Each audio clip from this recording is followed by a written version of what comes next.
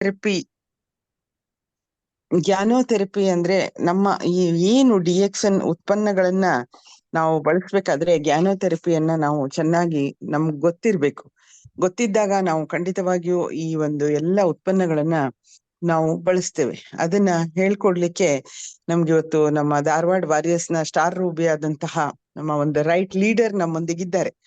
ಅವರು ವೃತ್ತಿಯಿಂದ ಟೀಚರ್ ಆಗಿದ್ರು ಕೂಡ ಈ ಡಿಎಕ್ಸನ್ ಅನ್ನ ತಿಳ್ಕೊಂಡು ಅದರಿಂದ ಸಾಕಷ್ಟು ಪ್ರಯೋಜನವನ್ನ ಪಡ್ಕೊಂಡು ಸಾಕಷ್ಟು ಜನರಿಗೆ ಅದನ್ನ ಹೇಳ್ತಾ ಎಂತಹ ಬ್ಯುಸಿ ಲೈಫ್ ಇದ್ರು ಕೂಡ ಅವರು ಡಿಎಕ್ಸನ್ ಗೆ ತಮ್ಮ ಟೈಮ್ ಅನ್ನ ಕೊಟ್ಟಿದ್ದಾರೆ.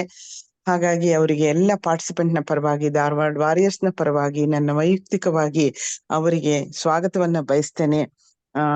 The stage is yours, Malathi. You can start now. Thank you, ma'am. Okay. Very good morning to all my DXN family members. Very good morning. So ಎಲ್ಲರಿಗೂ ಶುಭೋದಯ. ವಿಡಿಯೋ ಓಪನ್ ಮಾಡಲಿಲ್ಲ madam, no problem. Okay. So ಇವತ್ತಿಂದು ನಂದು topic ಬಂದ್ಬಿಟ್ಟು ganotherapy. So audible ಇದೆಯಲ್ಲ sir? Audible. Yes sir, yes. So ganotherapy ಒಂದು basic module ಅಂತ ಹೇಳ್ಬೋದು ನಾವು. ಸೊ ಯಾಕಂದ್ರೆ ಈಗ ನಾವು ಗ್ಯಾನೋಡರ್ಬ ಯೂಸ್ ಮಾಡ್ತಾ ಇದೀವಿ ಅಂತಂದ್ರೆ ಪ್ರಾಡಕ್ಟ್ ಎಲ್ಲ ಮಶ್ರೂಮ್ ಬೇಸ್ಡ್ ಕೆಂಪಣವೆಯ ಪ್ರಾಡಕ್ಟ್ ಅನ್ನ ನಾವು ಯೂಸ್ ಮಾಡ್ತಾ ಇದೀವಿ ಅಂತಂದ್ರೆ ಅದು ಜ್ಞಾನೋಥೆರಪಿ ಹೇಗೆ ವರ್ಕ್ ಆಗುತ್ತೆ ನಮ್ಮ ಬಾಡಿ ಮೇಲೆ, ನಮ್ಮ ದೇಹದ ಮೇಲೆ. ಸೊ ಅದ್ರ ಬಗ್ಗೆ ನಮ್ಗೆ ಅರಿವಿರ್ಬೇಕು. ಅಂದಾಗ ಮಾತ್ರ ನಮ್ಮ ಕಾನ್ಫಿಡೆಂಟ್ ಲೆವೆಲ್ ಹೆಚ್ಚಾಗತ್ತೆ. ಸೊ ಅದಕ್ಕೆ ಇದನ್ನ ನಾವು ಬೇಸಿಕ್ ಮಾಡ್ಯೂಲ್ ಅಂತಾನೆ ಹೇಳ್ತೀವಿ ಈ ಟಾಪಿಕ್ ಅನ್ನ. So before going to main topic, so ನಾನು ನಿಮ್ಗೆ ಎಲ್ಲರಿಗೂ ಮುಂಚೆ ಒಂದು ಕ್ವಶನ್ ಕೇಳಲಿಕ್ಕೆ ಇಷ್ಟಪಡ್ತೀನಿ. ಸೊ ಅದನ್ನ ನೀವೇ ಎನಲೈಸ್ ಮಾಡಿ. What is health? ಸೊ ಆರೋಗ್ಯ ಅಂದ್ರೆ ಏನು? ಜ್ಞಾನೋಥೆರಪಿಗೆ ಬರೋಕ್ಕಿಂತ ಮುಂಚೆ ನಾವು ಆರೋಗ್ಯ ಅಂದ್ರೆ ಏನು, ಒಬ್ಬೊಬ್ರು ಒಂದೊಂದ್ ತರ ತಿಳ್ಕೊಂಡಿರ್ತಾರೆ ಆರೋಗ್ಯ ಅಂದ್ರೆ ಏನು. ಈಗ ಒಬ್ರು ಅನ್ಕೋತಾರೆ ಆ ವ್ಯಕ್ತಿ ತುಂಬಾ ಚೆನ್ನಾಗಿ ಡ್ರೆಸ್ಅಪ್ ಮಾಡ್ಕೊಂಡು, ತುಂಬಾ ಚೆನ್ನಾಗಿ ಕಾಸ್ಮೆಟಿಕ್ ಎಲ್ಲ ಅಪ್ಲೈ ಮಾಡ್ಕೊಂಡು, ಕಾಸ್ಮೆಟಿಕ್ಸ್ ಪ್ರಾಡಕ್ಟ್ ಆಗಿರ್ಬೋದು, ಅಥವಾ ನೋಡ್ಲಿಕ್ಕೆ by looking if is good, ಓ ಚೆನ್ನಾಗಿದ್ದಾನೆ, ಓ ಚೆನ್ನಾಗಿದ್ದಾಳೆ ಅಂತ ಕೆಲವೊಬ್ಬರದು ಭಾವನೆ ಇರುತ್ತೆ. ಇನ್ನು ಕೆಲವರು ಅವನು ಯಾವಾಗ್ಲೂ ತುಂಬಾ ಸಮಾಧಾನದಿಂದ ಯಾವಾಗೂ ಮೆಡಿಟೇಷನ್ ಅಲ್ಲೇ ಇರ್ತಾನೆ, ಸೊ ಅವನೊಂಥರ ಅವನು ತುಂಬಾ ಆರೋಗ್ಯವಾಗಿರ್ತಾನೆ ಅಂತ ಹೇಳ್ತೇವೆ. ಇನ್ನೊಂದ್ ತರ ವಿಚಾರ ಮಾಡೋದಾದ್ರೆ ಅವರು ಹಣವಂತರು, ಸೊ ಅವ್ರು ಯಾವಾಗ್ಲೂ ಆರೋಗ್ಯವಾಗಿರ್ತಾರ ಬಿಡಿ ಅಂತ ಅಂತೀವಿ. ಸೊ ಇನ್ನೊಮ್ಮೆ ವಿಚಾರ ಮಾಡೋದಾದ್ರೆ ಅವನ್ ತುಂಬಾ ಸೋಷಿಯಲ್, ಸೊ ಅಂದ್ರೆ ಅವನ್ ತುಂಬಾ ಆಕ್ಟಿವ್ ಆಗಿದ್ದಾನೆ, ಅವನ್ ಕೂಡ ನಾವೇನನ್ಬೋದು ಆರೋಗ್ಯವಂತ ವ್ಯಕ್ತಿ ಅಂತ ಹೇಳ್ಬೋದು. ಸೊ ಹಾಗಾದ್ರೆ ಕರೆಕ್ಟ್ ಡೆಫಿನಿಷನ್ ಏನು? What is health? ಆರೋಗ್ಯ ಅಂದ್ರೆ ಏನು ಹಾಗಾದ್ರೆ? ಸೊ ಇದನ್ನ ನೀವು ಫಸ್ಟ್ ತಿಳ್ಕೋಬೇಕು. Because we are working for wellness centre. So wellness ನಾವು ಫೀಲ್ಡ್ ಅಲ್ಲಿ ಇರೋದ್ರಿಂದ ಮೊದ್ಲು ನಮಗೆ ಗೊತ್ತಿರ್ಬೇಕು ಹೆಲ್ತ್ ಅಂದ್ರೆ ಏನು, ಆರೋಗ್ಯ ಅಂದ್ರೆ ಏನು. ಸೊ ಇದನ್ನ ನಾನ್ ಹೇಳ್ತಾ ಇಲ್ಲ, ವಿಶ್ವ ಆರೋಗ್ಯ ಸಂಸ್ಥೆ ಪ್ರಕಾರ ಆರೋಗ್ಯ ಅಂದ್ರೆ ಅವ್ರು ಹೇಳ್ತಾರೆ, what is health? It means physically, mentally, socially, spiritually and economically. So ಇವೆಲ್ಲಾ ರೀತಿಯಿಂದನೂ ಯಾವ ಮನುಷ್ಯ ಬ್ಯಾಲೆನ್ಸ್ಡ್ ಇರ್ತಾನೆ, ಸಮತೋಲನ ಕಾಯ್ಕೊಂಡಿರ್ತಾನೆ, ಅಂತಹ ವ್ಯಕ್ತಿಗೆ ನಾವು ಆರೋಗ್ಯವಂತ ವ್ಯಕ್ತಿ ಅಂತ ಹೇಳ್ಬೋದು ಅಂತ ಯಾರು ಹೇಳಿದ್ದಾರೆ? ನಾನಲ್ಲ, ವಿಶ್ವ ಆರೋಗ್ಯ ಸಂಸ್ಥೆ ಹೇಳ್ತಾ ಇದೆ. ಸೊ ಇದನ್ನ ನೀವು ಸರಿಯಾಗಿ ಅರ್ಥ ಮಾಡ್ಕೋಬೇಕು. ಇದ್ರ ಅರ್ಥ ಈಗ ಫಿಸಿಕಲಿ ಚೆನ್ನಾಗಿರೋದ್ರಿಂದ ಅವ್ರ ಮೆಂಟಲ್ ಪೀಸ್ ಹೇಗಿದೆ ಅದ್ರ ಮೇಲೂ ತುಂಬಾ ವರ್ಕ್ ಆಗುತ್ತೆ ಅಲ್ವಾ. ಈಗ ಮನೇಲಿ ತುಂಬಾ ಜಗಳ ಆಗಿ ಅಸಮಾಧಾನ ಇದ್ದು ಒಳಗಡೆ, ಹೊರಗಡೆ ಚೆನ್ನಾಗಿದ್ರೆ ಏನು ಉಪಯೋಗ? So mental piece also very important. ಅದೇ ರೀತಿ ಸೋಷಿಯಲಿ, ಸ್ಪಿರಿಚುವಲಿ, ಮತ್ತೆ ಇವೆಲ್ಲ ಇದ್ಬಿಟ್ಟು ನನ್ ಕಡೆ ಹಣ ಇಲ್ಲ ಅಂದ್ರು, ಎಕನಾಮಿಕಲಿನೂ ನಾವು ಫಿಟ್ ಇಲ್ಲ ಅಂದ್ರೆ ಅದನ್ನು ಕೂಡ ನಾವು ಆರೋಗ್ಯವಂತ ವ್ಯಕ್ತಿಯ ಲಕ್ಷಣ ಅನ್ನೋದಿಲ್ಲ. ಸೊ ನಾವು ಒಂದು ಆರೋಗ್ಯ ಅಂತ ಅನ್ಬೇಕಂದ್ರೆ ನಮ್ಗೆ ಒಂದು ಪ್ರಜ್ಞೆ ಇರ್ಬೇಕು. ಎದರ್ದಂದ್ರೆ ಫಿಸಿಕಲಿನೂ ಫಿಟ್ ಇರ್ಬೇಕು, ಮೆಂಟಲಿ ಫಿಟ್ ಇರ್ಬೇಕು, ಸೋಷಿಯಲಿ ಫಿಟ್ ಇರ್ಬೇಕು, ಸ್ಪಿರಿಚುವಲಿ ಫಿಟ್ ಇರ್ಬೇಕು, ಸೊ ಇವನ್ ಎಕನಾಮಿಕಲಿ. ಸೊ ಇವೆಲ್ಲ ಪಾಯಿಂಟ್ ಅಲ್ಲಿ ಯಾರು ಬ್ಯಾಲೆನ್ಸ್ಡ್ ಇರ್ತಾರೆ, ಸೊ ಅಂತವ್ರಿಗೆ ನಾವೇನಂತೀವಿ ಆರೋಗ್ಯವಂತ ವ್ಯಕ್ತಿ ಅಂತ ವಿಶ್ವಸಂಸ್ಥೆ ಅದನ್ನ ವ್ಯಾಖ್ಯಾನಿಸಿದೆ, ಆರೋಗ್ಯದ ಡೆಫಿನೇಷನ್.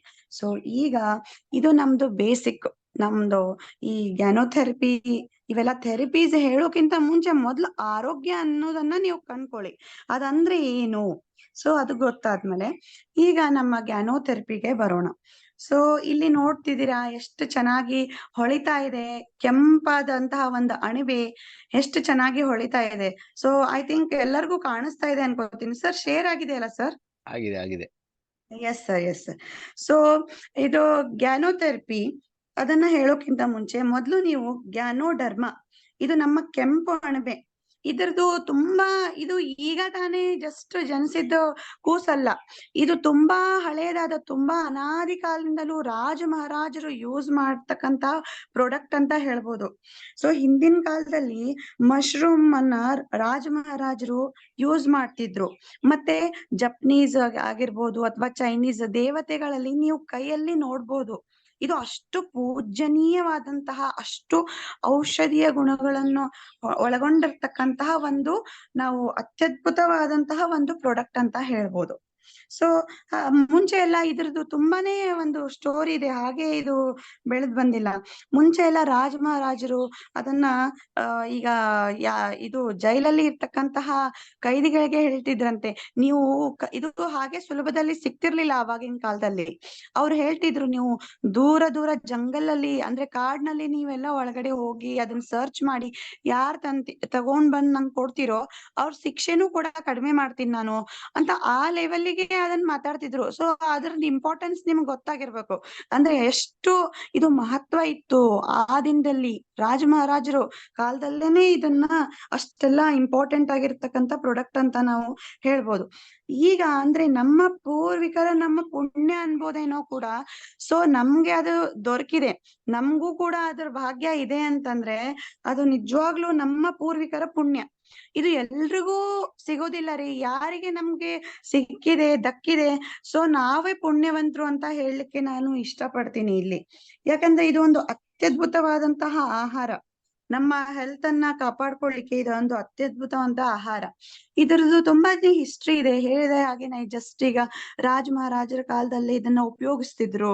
1970ರವರೆಗೆ ಇದನ್ನ ಕಾಡ್ನಲ್ಲೇ ನಾವು ಹುಡ್ಕಾಡಿ ತರ್ತಿದ್ವಿ ಇದನ್ನ, ಅಷ್ಟು ಹಿಸ್ಟ್ರಿ ಇದೆ ಇದು. ಸೊ ಅಷ್ಟು ಇಂಪಾರ್ಟೆಂಟ್ ಇತ್ತು. ಆಮೇಲೆ ಅದರ ನಂತರ ನಾವೇನ್ ಮಾಡಿದ್ವಿ, ಕಮರ್ಷಿಯಲ್ ಕಲ್ಟಿವೇಶನ್ ನಾವೇ ಸ್ಟಾರ್ಟ್ ಮಾಡಿದ್ವಿ. ಸೊ ಅಷ್ಟು ಇದನ್ನ ಇಂಪಾರ್ಟೆಂಟ್ ಇದೆ ಅಂತ ಅರ್ಥಕೊಂಡು ಸೊ ಇದನ್ನ ನಾವು ಕಮರ್ಷಿಯಲ್ ಕಲ್ಟಿವೇಶನ್ಗೆ ಇದನ್ನ ಪ್ರೊಸೀಡ್ ಆದ್ರು. ಸೊ 1983ರಲ್ಲಿ ಸೊ ಇದನ್ನ ನಮ್ಮ ಡಾಕ್ಟರ್ ಲಿಮ್ಸೋಜಿನ್ ಅವರು, ನಮ್ಮ ಸಿಇಒ ಆಗಿರ್ತಕ್ಕಂಥ ಡಾಕ್ಟರ್ ಲಿಮ್ಸೋಜಿನ್ ಅವರು, ಅವರಿಗಂತೂ ಹ್ಯಾಟ್ಸಪ್, ರಿಯಲಿ ಅಷ್ಟು ವಂಡರ್ಫುಲ್ ಪರ್ಸನ್. ಅವರು ಅದನ್ನ 10 ವರ್ಷ ರಿಸರ್ಚ್ ಮಾಡಿದ್ದಾರೆ. ಇದನ್ನ ನಮ್ಗೆ ಹಾಗೆ ಇದನ್ನ ನಮ್ಗೆ ತಗೋರಿ ಗ್ಯಾನೋಡರ್ಮ ಅಂತ ಒಂದಿನದಲ್ಲಿ ಕೊಟ್ಟಿದ್ದಲ್ಲ ಇದು. ಸೊ ಇದು 10 ವರ್ಷದಿಂದ ಅವರು ಸ್ಟ್ರಗಲ್ ಮಾಡಿ ರಿಸರ್ಚ್ ಮಾಡಿ ಎಲ್ಲ ಪ್ರಾಣಿಗಳು ಪಕ್ಷಿಗಳ ಮೇಲೆ ಅಪ್ಲೈ ಮಾಡಿ ಆಮೇಲೆ ಎಷ್ಟೋ ಇದು ರಿಸರ್ಚ್ ಆಗಿ ಎಷ್ಟು ಎವಿಡೆಂಟ್ ಪ್ರೂಫ್ ಎಲ್ಲ ಆದ್ಮೇಲೆ ಪಾಸ್ ಆಗಿ ನಮ್ಮ ಕೈಗೆ ದೊರಕಿದ್ದು. ಸೊ ಇದು ಅಷ್ಟು ಇಂಪಾರ್ಟೆಂಟ್ ಇದೆ ಅಂತ ನಾನು ಹೇಳ್ತಾ ಇದ್ದೀನಿ ನಿಮಗೆ. ಸೊ ಇದನ್ನ ನಾವೇನನ್ಬೋದು, ಆರೋಗ್ಯದ ದೇವತೆ ಅಂತಾನೆ ಹೇಳ್ಬೋದು. ಯಾಕಂದ್ರೆ ಇದು ಇದರಲ್ಲಿ 700ರಿಂದ 800, ಈಗ ಸನೀಪ್ ಇನ್ನು ರಿಸರ್ಚ್ ಮಾಡಿ 800 ಮೇಲೆ ಪ್ಲಸ್ ಆಗ್ಬೋದು, ಅಷ್ಟು ಆಕ್ಟಿವ್ ಎಲಿಮೆಂಟ್ಸ್ ಇದರಲ್ಲಿ ಇದೆ ಅಂತ ಹೇಳಲಿಕ್ಕೆ ಹೆಮ್ಮೆ ಅನ್ಸುತ್ತೆ. ಸೊ ಅಂತಹ ಅತ್ಯದ್ಭುತವಾದಂತಹ ಪ್ರಾಡಕ್ಟ್ ನಮ್ಮ ಕೈಯಲ್ಲಿದೆ ಅಂತ ಹೇಳಲಿಕ್ಕೆ ತುಂಬಾನೇ ಖುಷಿ ಆಗುತ್ತೆ. So really it is wonderful. So ganotherapy, ganoderma. So ಇಲ್ಲಿ ನೋಡ್ರಿ, ಗ್ಯಾನೋಡರ್ಮ ಅಂತಂದ್ರೆ ಗ್ಯಾನೋ ಮಶ್ರೂಮ್, ಸೊ ಡರ್ಮ ಅಂತಂದ್ರೆ ಅದ್ರ ಚರ್ಮ, ಸೊ ಸ್ಕಿನ್. ಸೊ ನೀವು ನೋಡ್ತಾ ಇದ್ದೀರಾ ಎಷ್ಟು ಚೆನ್ನಾಗಿ ಹೊಳಿತಾ ಇದೆ. ನೀವು ಎಷ್ಟೆಷ್ಟು ನಿಮ್ಮ ದೇಹಕ್ಕೆ ನಮ್ಮ ಗ್ಯಾನೋಡರ್ಮವನ್ನ ಸೇರಿಸ್ತಿರೋ, ಅಂದ್ರೆ ನಮ್ಮ ಗ್ಯಾನೋಡರ್ಮ ಪ್ರಾಡಕ್ಟ್ ಯೂಸ್ ಮಾಡ್ತಿರೋ, ಅಷ್ಟಷ್ಟು ನಿಮ್ಮ ಚರ್ಮ ಶೈನ್ ಆಗಿ ಹೊಳೆಯುತ್ತೆ. ಚರ್ಮ ಸುಮ್ನೆ ಶೈನ್ ಆಗೋಲ್ಲ ರೀ. ಇದು ಸಣ್ಣವರಿದ್ದಾಗ ಯಾವ ರೀತಿ ಶೈನ್ ಇರುತ್ತೆ, ಅದು ದೇವ್ರ ಕೊಟ್ಟ ಕೊಡುಗೆ, ಅದು ನಮ್ಗೆ ಬಳುವಳಿಯಾಗಿ ಬಂದಿರುತ್ತೆ. ಅದೇ ನೀವು ವಯಸ್ಸಾದಾಗೆ ಅದು ಏನಾಗ್ತಾ ಹೋಗುತ್ತೆ, ಕ್ಷೀಣಿಸ್ತಾ ಹೋಗುತ್ತೆ ನಿಮ್ಮದು ಶೈನ್ನೆಸ್. ಯಾಕಂತಂದ್ರೆ ಒಳಗಿಂದ ನಾವು ಅದೇನಾಗ್ತೆ, ಏಜಿಂಗ್ ಎಲ್ಲಾ ಪ್ರೊಸೆಸ್ ಆಗ್ತಾ ಇರುತ್ತೆ. ಸೊ ನಮ್ಮ ಗ್ಯಾನೋಡರ್ಮ ಇದ್ರ ಮೇಲೆ ವರ್ಕ್ ಮಾಡುತ್ತೆ, ಸೆಲ್ ಥೆರಪಿ ಮೇಲೆ ವರ್ಕ್ ಮಾಡುತ್ತೆ. ಸೊ ಹೀಗಾಗಿ ನೀವು ಎಷ್ಟೆಷ್ಟು ನಮ್ಮ ಗ್ಯಾನೋಡರ್ಮ ಪ್ರಾಡಕ್ಟ್ ಅನ್ನ ತಗೋತೀರೋ ಅಷ್ಟೆಷ್ಟು ನಿಮ್ಮ ಚರ್ಮ ಹೊಳಪನ್ನ ನೀವು ಕಾಯ್ಕೋಬಹುದು. ಅಷ್ಟೇ ಅಲ್ಲದೆ ನಿಮ್ಮ ಆರೋಗ್ಯವನ್ನ, ಓವರ್ ಆಲ್ ಆರೋಗ್ಯವನ್ನ ನೀವು ಕಾಯ್ಕೋಬಹುದು ಅಂತ ಹೇಳಕ್ ಇಷ್ಟಪಡ್ತೀನಿ. ಹಾಗಾದ್ರೆ ಬನ್ನಿ, ಯಾವ ರೀತಿ ಇದು ಗ್ಯಾನೋಥೆರಪಿ ಯಾವ ರೀತಿ ವರ್ಕ್ ಆಗುತ್ತೆ, ಈ ಚಿಕಿತ್ಸೆ, ಕೆಂಪು ಅಣಬೆ ಚಿಕಿತ್ಸೆ ಯಾವ ರೀತಿ ವರ್ಕ್ ಆಗುತ್ತೆ ನಮ್ಮ ದೇಹಕ್ಕೆ ಅಂತ ನೋಡೋಣ. ಸೊ ನೀವೆಲ್ಲ ನೋಡಿ ಗೊತ್ತಿರಬಹುದು ನಿಮ್ಗೆ, ಎರಡ್ ತರ ನಮ್ದು ಆರೋಗ್ಯದ ಮೇಲೆ ಅಪ್ರೋಚಸ್ ಇದೆ. ಸೊ ಎರಡ್ ತರ ಮಾರ್ಗಗಳು, ಅಪ್ರೋಚಸ್ ಅಂದ್ರೆ ದಾರಿಗಳು. ಓಕೆ, ಈಗ ಆರೋಗ್ಯಕ್ಕೆ ಎರಡು ಮಾರ್ಗಗಳು. ಒಂದು ಸಹಜ ಆಹಾರ, ನ್ಯಾಚುರಲ್ ಫುಡ್, ಅದನ್ನ ನಾವೆಲ್ಲ ಸೇವಿಸ್ತಿದೀವಿ, ಹೌದಾ? ಇನ್ನೊಂದು ಕನ್ವೆನ್ಷನಲ್ ಮೆಡಿಸಿನ್ ಅಂದ್ರೆ ಸಾಂಪ್ರದಾಯಿಕ ಔಷಧಿ. ಸೊ ಹಾಗಾದ್ರೆ ಇವೆರಡಕ್ಕೂ ಏನ್ ವ್ಯತ್ಯಾಸ? ಸೊ ನೀವ್ ಇದನ್ನ ಮೊದ್ಲು ತಿಳ್ಕೊಳ್ಳಿ, very important. So natural food and conventional medicine, ಸಹಜ ಆಹಾರ ಹಾಗೂ ಮತ್ತು ಸಾಂಪ್ರದಾಯಿಕ ಔಷಧಿ. ಸೊ ಸಹಜ ಆಹಾರ, ನೀವೀಗ ನಾವ್ ಹೇಳ್ಬೋದು, ನಾವೆಲ್ಲ ಮೊಳಕೆ ಕಟ್ಟಿದ ಕಾಳು ತಿಂತೀವಿ ಮಾರ್ನಿಂಗ್. ಇದೆಲ್ಲ ಕೊತ್ತಂಬರಿ ಆಗಿರ್ಬೋದು, ಅದು ನಮ್ಗೆ ಯಾವುದೇ ಈಗ ನಾವೇನ್ ದಿನ ನಾವು ಅಡ್ಗೆ ಮಾಡ್ತೇವೋ, ದಿನ ನಾವ್ ಏನ್ ಸೇವಿಸ್ತೇವೋ, ಹಣ್ಣು ಹಂಪ್ಲ ತರಕಾರಿ ಯಾವುದೇ ಆಗಿರ್ಬೋದು, ಅವೆಲ್ಲ ಸಹಜ ಇದ್ರಲ್ಲೇ ಬರುತ್ತೆ. ಸೊ ಈಗ ಡಾಕ್ಟರ್ ಸಜೆಸ್ಟ್ ಮಾಡ್ತಾರೆ ಪ್ರತಿಯೊಂದು ಪಾರ್ಟಿಗೂ. ಸೊ ಅದು ಕೂಡ ಅದು ಸಾಂಪ್ರದಾಯಿಕ ಔಷಧಿ, ಅದು ಔಷಧಿ. ಇಲ್ಲಿ ಸರಿಯಾಗಿ ತಿಳ್ಕೊಬೇಕು ನೀವು. ಸೊ ನ್ಯಾಚುರಲ್ ಫುಡ್ ಬೇರೆ, ಔಷಧಿ ಬೇರೆ. ಸೊ ನಮ್ದು ಏನಿದೆ ಅಂತಂದ್ರೆ, ನಮ್ದು ಫುಡ್ ಅಂತಂದ್ರೆ ಇದು ನಮ್ಮ ಸಹಜ ಇದು ಆಹಾರದಲ್ಲೇ ಬರುತ್ತೆ. ಅಂದ್ರೆ ನೀವು ಈ ಕಾಲಮ್, ಗ್ರೀನ್ ಕಲರ್ ಏನ್ ಕಾಲಮ್ ಕಾಣ್ತಾ ಇದೆಯಲ್ಲ, ಅದೆಲ್ಲ ನಮ್ದು ಗ್ಯಾನೋಡರ್ಮಾಗೆ ಅಪ್ಲೈ ಆಗುತ್ತೆ. ಸೊ ರೆಡ್ ಕಲರ್ ಏನ್ ಕಾಣ್ತಾ ಇದೆ, ಅದೆಲ್ಲ ಡಾಕ್ಟರ್ ಕೊಡೋ ಮೆಡಿಸಿನ್, ಔಷಧಿಗೆ ಅಪ್ಲೈ ಆಗುತ್ತೆ. ಸೊ ಈ ರೀತಿ ನೀವು ಅದನ್ನ ಲಕ್ಷ ಕೊಟ್ಟು ನೋಡಿ. ಇದು ಯಾವ ರೀತಿ ಮಾರ್ಗ? ಒಂದೇದು ಹೋಲಿಸ್ಟಿಕ್ ಅಂದ್ರೆ ಪೂರ್ಣ ರೂಪದ್ದು. ಈಗ ನೀವು ನೋಡ್ತೀರಾ, ಏನಾದ್ರೂ ಇಡ್ಲಿ ಈ ತರ ಎಲ್ಲ ತಿಂತೀರಲ್ಲ, ಅದನ್ನ ನೀವು ಕಣ್ಣಿಗೆ ಒಂದ್ ಇಡ್ಲಿ, ಬಾಯಿಗೆ ಒಂದ್ ಇಡ್ಲಿ, ಹೊಟ್ಟೆಗೊಂದು, ಕಾಲಿಗೆ ಎಡಗಾಲಿಗೊಂದು, ಬಲಗಾಲಿಗೊಂದು, ಈ ರೀತಿಯಾಗಿ ನಾವೇನಾದ್ರೂ ಒಮ್ಮೆ ಆದ್ರೂ ತಿಂದಿದೆಯಾ? ನೆನಪು ಮಾಡ್ಕೊಳ್ಳಿ, ಇದೆಯಾ? ಸೊ ನಾನಂತರೂ ಆ ರೀತಿ ಯಾವತ್ತೂ ಮಾಡಿಲ್ಲ, ಎಲ್ರೂ ಹಾಗೆ ಇದೀರಿ ಅನ್ಕೊಂಡಿದೀನಿ. ಸೊ ಈಗ ನೋಡಿ, ಸಹಜ ಫುಡ್ ಅಂದ್ರೆ ಅದು ಓವರ್ ಆಲ್ ಬಾಡಿಗೆ ಅಪ್ಲೈ ಆಗುತ್ತೆ, ಹೌದಲ್ವಾ? ಸೊ ನಾವು ಪ್ರತಿಯೊಂದು ಬಾಡಿಗಂತ ನಾವೇನ್ ತಗೊಳಲ್ಲ. ಈಗ ಇಡ್ಲಿ ಇರ್ಬೋದು, ದಾಲ್ ಇರ್ಬೋದು, ಚಪಾತಿ ಇರ್ಬೋದು, ನಮ್ದು ರೊಟ್ಟಿ ಇರ್ಬೋದು, ಏನೇ ತಗೊಳ್ಳಿ, ನಾವ್ ಅದನ್ನ ಹೇಗೆ ತಗೋತೇವಂದ್ರೆ ಸಂಪೂರ್ಣವಾದಂತಹ ನಮ್ಮ ಎಲ್ಲಾ ಬಾಡಿ ಪಾರ್ಟ್ಸಿಗೂ ಅದು ಹೋಗುತ್ತೆ, ಡೈಜೆಷನ್ ಆಗಿ. ಆ ರೀತಿ ಮನಸ್ಸಲ್ಲಿ ಇಟ್ಕೊಂಡೆ ನಾವು ತಗೊಳ್ಳೋದು, ಹೌದಲ್ವಾ? ಅದು ನ್ಯಾಚುರಲ್ ಫುಡ್. ಕನ್ವೆನ್ಷನಲ್ ಮೆಡಿಸಿನ್, ಇದು ಸೆಗ್ಮೆಂಟಲ್ ಅಂದ್ರೆ ಒಂದೊಂದ್ ಬಾಡಿ ಪಾರ್ಟಿಗೆ ಅಷ್ಟೇ ಅಪ್ಲೈ ಆಗುತ್ತೆ. ಸೊ ಅಂದ್ರೆ ಈಗ ಕಣ್ಣು ಆಗಿದೆ, ಹೋಗ್ತೀವಿ ಡಾಕ್ಟರ್ ಕಡೆ, ಕಣ್ಣಿಗಷ್ಟೇ ಕೊಡ್ತಾರೆ. ಸೊ ಸೆಗ್ಮೆಂಟಲ್, ಅಲ್ಲಷ್ಟೇ ಅಪ್ಲೈ ಆಗತ್ತೆ ಅದು ಇನ್ನುಳಿದ ಭಾಗಗಳಿಗೆ ಅಪ್ಲೈ ಆಗುದಿಲ್ಲ. ಸೊ ಅದೇ ರೀತಿ ಕಾಲ್ ನೋವಿಗಷ್ಟೇ ಪರ್ಟಿಕ್ಯುಲರ್ ಇರುತ್ತೆ. ಸೊ ಇದು ಡಿಫ್ರೆನ್ಸಿಯೇಷನ್ ಹೇಳ್ತಾ ಇದ್ದೀನಿ. ಇದು ನ್ಯಾಚುರಲ್ ಫುಡ್ ಅಂದ್ರೆ ಏನು, ಮತ್ತೆ ಮೆಡಿಸಿನ್, ಡಾಕ್ಟರ್ ಕೊಡೋ ಮೆಡಿಸಿನ್ ಅಂದ್ರೆ ಏನು. ಸೊ ನಿಮ್ಗೆ ಗೊತ್ತಿರ್ಬೇಕು, ಯಾಕಂದ್ರೆ ನೀವು ಗ್ಯಾನೋಥೆರಪಿ ಯೂಸ್ ಮಾಡಿ ನಾವು ಬಿಸ್ನೆಸ್ ಮಾಡುವಾಗ ಹೇಳ್ಬೇಕಾಗತ್ತೆ ಜನರಿಗೆ, ನಮ್ದು ನ್ಯಾಚುರಲ್ ಫುಡ್ ಅಂದ್ರೆ ಅದು ಯಾವ ರೀತಿ ವರ್ಕ್ ಆಗುತ್ತೆ, ಸಂಪೂರ್ಣ ಬಾಡಿಗೆ ಅಂದ್ರೆ ಪೂರ್ಣ ರೂಪದ್ದು, ಡ್ರಗ್ಸ್ ಅಲ್ಲ ಇದು, ಆ ರೀತಿ ಹೇಳ್ಬೇಕಾಗತ್ತಲ್ಲ. ಅದಕ್ಕೆ ನಿಮ್ಗೆ ಈ knowledge very important. So focus ಅಂದ್ರೆ ಕೇಂದ್ರ ಬಿಂದು, ಎದ್ರ ಮೇಲೆ ಇದು ವರ್ಕ್ ಆಗುತ್ತೆ? ಕೇಂದ್ರ ಬಿಂದು ಅಂದ್ರೆ ಎದ್ರ ಮೇಲೆ ಫೋಕಸ್ ಮಾಡುತ್ತೆ ಅಂತಂದ್ರೆ ನ್ಯಾಚುರಲ್ ಫುಡ್. ಸೊ ನಾವು ಸಂಪೂರ್ಣವಾಗಿ ಆರೋಗ್ಯಕ್ಕೆ ಇದು ಹೆಲ್ಪ್ ಆಗುತ್ತೆ ನ್ಯಾಚುರಲ್ ಫುಡ್. ಕನ್ವೆನ್ಷನಲ್ ಮೆಡಿಸಿನ್ ಕಾಯಿಲೆಗೆ. ಸೊ ಅಂದ್ರೆ ಏನಾದ್ರೂ ಕಾಯಿಲೆ ನಿಮ್ಗೆ ಏನಾದ್ರೂ ಆಗಿದೆ ಅಂದಾಗ ಮಾತ್ರ ನೀವು ಮೆಡಿಸಿನ್ ಯೂಸ್ ಮಾಡ್ತೀರಾ. ಇಲ್ಲ ಅಂದ್ರೆ ಏನು ದಿನ ಆಹಾರ ನಾವು ತಿನ್ನೋದ್ ಬಿಡ್ತೀವಾ? ದಿನ ಚಪಾತಿ ರೊಟ್ಟಿ ಅನ್ನ ಸಾಂಬಾರು ಎಲ್ಲ ತಿನ್ನೋದ್ ಬಿಡ್ತೀವಾ? ತರಕಾರಿ ಹಣ್ಣು ಇಲ್ಲಲ್ಲ, ಅದನ್ನ ಯಾರು ಹೇಳ್ಬೇಕಾಗಿಲ್ಲ ನಮ್ಗೆ. ಬಟ್ ಡಾಕ್ಟ್ರು ಪರ್ಟಿಕ್ಯುಲರ್ ಆಗಿ ಸ್ಪೆಸಿಫಿಕ್ ಆಗಿ ನಿಮ್ಗೆ ಬರ್ಕೊಡ್ತಾರೆ. ಇದು ಒಂದ್ ಗುಳಿಗೆ ರಾತ್ರಿ, ಮಧ್ಯಾಹ್ನ ಒಂದ್ ಗುಳಿಗೆ, ಮತ್ತೊಂದು. ಸೊ ಈ ರೀತಿ ಕೊಡ್ತಾರೆ ಅಂದ್ರೆ ಈ ರೀತಿನೇ ತಗೊಳ್ಳಿ, ಹೆಚ್ಚು ಕಮ್ಮಿ ಮಾಡ್ಬೇಡಿ. ಡೋಸೇಜು ಅಷ್ಟೇ ಹೇಳ್ತಾರೆ, 50 ಗ್ರಾಮ್ MGನೇ ತಗೊಳ್ಳಿ. ನೀವು ಜಾಸ್ತಿ ತಗೊಂಡ್ರೆ ಅಪಾಯ, ಕಡಿಮೆ ತಗೊಂಡ್ರು ಲಾಸ್ ದೇಹಕ್ಕೆ. ಸೊ ಈ ರೀತಿ ಇರುತ್ತೆ. ಬಟ್ ನಮ್ ಹೆಲ್ತ್ ಆ ರೀತಿ ಅಲ್ಲ. ನೀವೇ ಅಂದ್ರೆ ಸಂಪೂರ್ಣವಾಗಿ ನಾವು ನ್ಯಾಚುರಲ್ ಫುಡ್ ಸಂಪೂರ್ಣವಾಗಿರುತ್ತೆ, ಅದು ನಿಮ್ಗೆ ಅರ್ಥ ಆಗ್ಬೇಕು. ನೆಕ್ಸ್ಟ್ ಬಂದ್ಬಿಟ್ಟು ವಿಧಾನ. ಯಾವ ರೀತಿ ನಾವು ಈಗ ನ್ಯಾಚುರಲ್ ಫುಡ್ ಎದಕ್ ತಗೋತೀವಿ? ನಾವು ಇಮ್ಯುನಿಟಿ ಪವರ್ ಹೆಚ್ಚಿಸ್ಕೊಳ್ಳೋಕೋಸ್ಕರ, ಯಾವ್ದಾದ್ರು ಪ್ರಿವೆನ್ಷನ್ ಅಂದ್ರೆ ತಡೆಯೋ ಸಲುವಾಗಿ, ಯಾವ್ದು ನಮ್ಗೇನು ಆಗ್ಬಾರ್ದಪ್ಪ, ನಾವ್ ಚೆನ್ನಾಗಿರ್ಬೇಕು ಅನ್ನೋ ಸಲುವಾಗಿ. ಕ್ಯೂರ್ ಅಂದ್ರೆ ಗುಣಪಡಿಸುವುದು. ಸೊ ಅಂದ್ರೆ ಯಾವ್ದೋ ಒಂದ್ ನಮ್ ಕಾಯಿಲೆ ಬಂದಿದೆ, ಸೊ ಅದನ್ನ ಗುಣಪಡಿಸೋ ಸಲುವಾಗಿ ನಾವು ಅದನ್ನ ತಗೊಳ್ಳೋವಂತಹ ಪ್ರಾಡಕ್ಟ್ಗೆ ನಾವು ಏನಂತೀವಿ, ಅದು ಮೆಡಿಸಿನ್ ಅಂತ ಹೇಳ್ತೇವೆ. ಸೊ ಇದೇನಂದ್ರೆ ಪ್ರಿವೆನ್ಷನ್. ಓಕೆ. ಸೊ ನೆಕ್ಸ್ಟ್ ಬಂದ್ಬಿಟ್ಟು ಪ್ರಾಡಕ್ಟ್, ಉತ್ಪನ್ನ. ಸೊ ಇದನ್ನ ನಾವೇನಂತೀವಿ, ಸಪ್ಲಿಮೆಂಟ್ಸ್. ನ್ಯಾಚುರಲ್ ಫುಡ್ ಸಪ್ಲಿಮೆಂಟ್ಸ್ ನಮ್ಮೆಲ್ಲ ಇದಾವಲ್ಲ, ಗ್ಯಾನೋಡರ್ಮ. ಸೊ ಅವೆಲ್ಲ ಏನಿದೆ ಅಂತಂದ್ರೆ ಸಪ್ಲಿಮೆಂಟ್ಸ್. ಸೊ ಪೂರಕಗಳು, ಸಂಪೂರ್ಣ ದೇಹಕ್ಕೆ ಪೂರಕಗಳು. ಡ್ರಗ್ಸ್ ಅಂದ್ರೆ ಔಷಧಿಗಳು. ಸೊ ನಾವು ಸೆಗ್ಮೆಂಟಲ್ ಪಾರ್ಟಿಗೆ ಮಾತ್ರ ಕೊಡುವಂತಹದ್ದು. ಗೋಲ್ ಅಂದ್ರೆ ಗುರಿ. ನ್ಯಾಚುರಲ್ ಫುಡ್ ಇನ್ ಏನ್ ಗುರಿ ಇರುತ್ತೆ? ಚೆನ್ನಾಗಿರೋದು ಅಷ್ಟೇ. ಅದನ್ ಬಿಟ್ರೆ ದಿನ ಎದಕ್ ಊಟ ಮಾಡ್ತೀರಪ್ಪ ಅಂತ ಕೇಳಿದ್ರೆ, ಚೆನ್ನಾಗಿರ್ಬೇಕ್ರಿ ನಾವು, ನಮ್ಗ್ ಶಕ್ತಿ ಬೇಕಲ್ರಿ ದುಡಿಲಿಕ್ಕೆ, ಶಕ್ತಿ ಬೇಕಲ್ರಿ ನಮ್ಗೆ ಆಕ್ಟಿವ್ ಆಗಿರ್ಲಿಕ್ಕೆ ಅಂತ ಹೇಳ್ತೀವಲ್ವಾ. ಸೊ ಅದೇ ರೀತಿ ಇದು ವೆಲ್ನೆಸ್ಗೆ. ಸೊ ಇದು ಇನ್ನೊಂದು ಕನ್ವೆನ್ಷನಲ್ ಮೆಡಿಸಿನ್. ಇದೆದಕ್ ಯೂಸ್ ಮಾಡ್ತೀವಿ ನಾವು? ಔಷಧಿನ ನಾವು ಸರಿಪಡಿಸ್ಕೊಳ್ಳಕ್ಕೆ. ಏನ್ ಸರಿಪಡಿಸ್ಕೊಳ್ಳೋದು? ಯಾವ್ದೇ ಏನೋ ಡ್ಯಾಮೇಜ್ ಆಗಿರುತ್ತೆ ಬಾಡಿಯಲ್ಲಿ, ಅದು ಸರಿಯಾಗಿ ವರ್ಕ್ ಮಾಡ್ತಿರೋಲ್ಲ, ಅದನ್ನ ಸರಿಪಡಿಸ್ಕೊಳ್ಳಿಕ್ಕೆ. ಸೊ ಆ ರೀತಿ ಇವೆರಡು ಡಿಫ್ರೆನ್ಸಿಯೇಷನ್ ನಾವು ಇಲ್ಲಿ ಕಾಣಬಹುದು. ಅದಕ್ಕೆ ಇದನ್ನ ಸರಿಯಾಗಿ ತಿಳ್ಕೊಳ್ಳಿ ನೀವು. ಯಾಕಂದ್ರೆ ನಿಮ್ಗೆ ಗೊತ್ತಿರ್ಬೇಕು ನಮ್ದು ಸಪ್ಲಿಮೆಂಟ್ಸ್ ಎದಕ್, ಯಾವ ರೀತಿ ಇದು ಫುಡ್ ಯಾವ ರೀತಿ ವರ್ಕ್ ಆಗುತ್ತೆ, ನಮ್ದಕ್ಕೂ ಮತ್ತೆ ಔಷಧಿಗೂ, ಡಾಕ್ಟರ್ ಕೊಡುವಂತ ಡ್ರಗ್ಸಿಗೂ ಏನ್ ಡಿಫ್ರೆನ್ಸು, ಇವೆರಡು ನಿಮ್ಗೆ ಸರಿಯಾಗಿ ಗೊತ್ತಿರ್ಬೇಕು. So next, okay, 4 pillars to health. ಆರೋಗ್ಯದ 4 ಸ್ತಂಭಗಳು.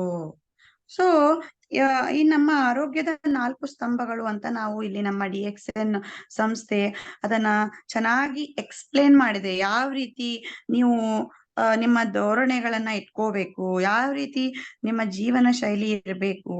ಫಸ್ಟ್ ನಮ್ದು ಪಾಸಿಟಿವ್ ಮೆಂಟಲ್ ಅಟಿಟ್ಯೂಡ್. ಇದು ನೋಡಿ, ಈಗ ಸರಿಯಾದ ಪೂರಕ ವಸ್ತುಗಳು.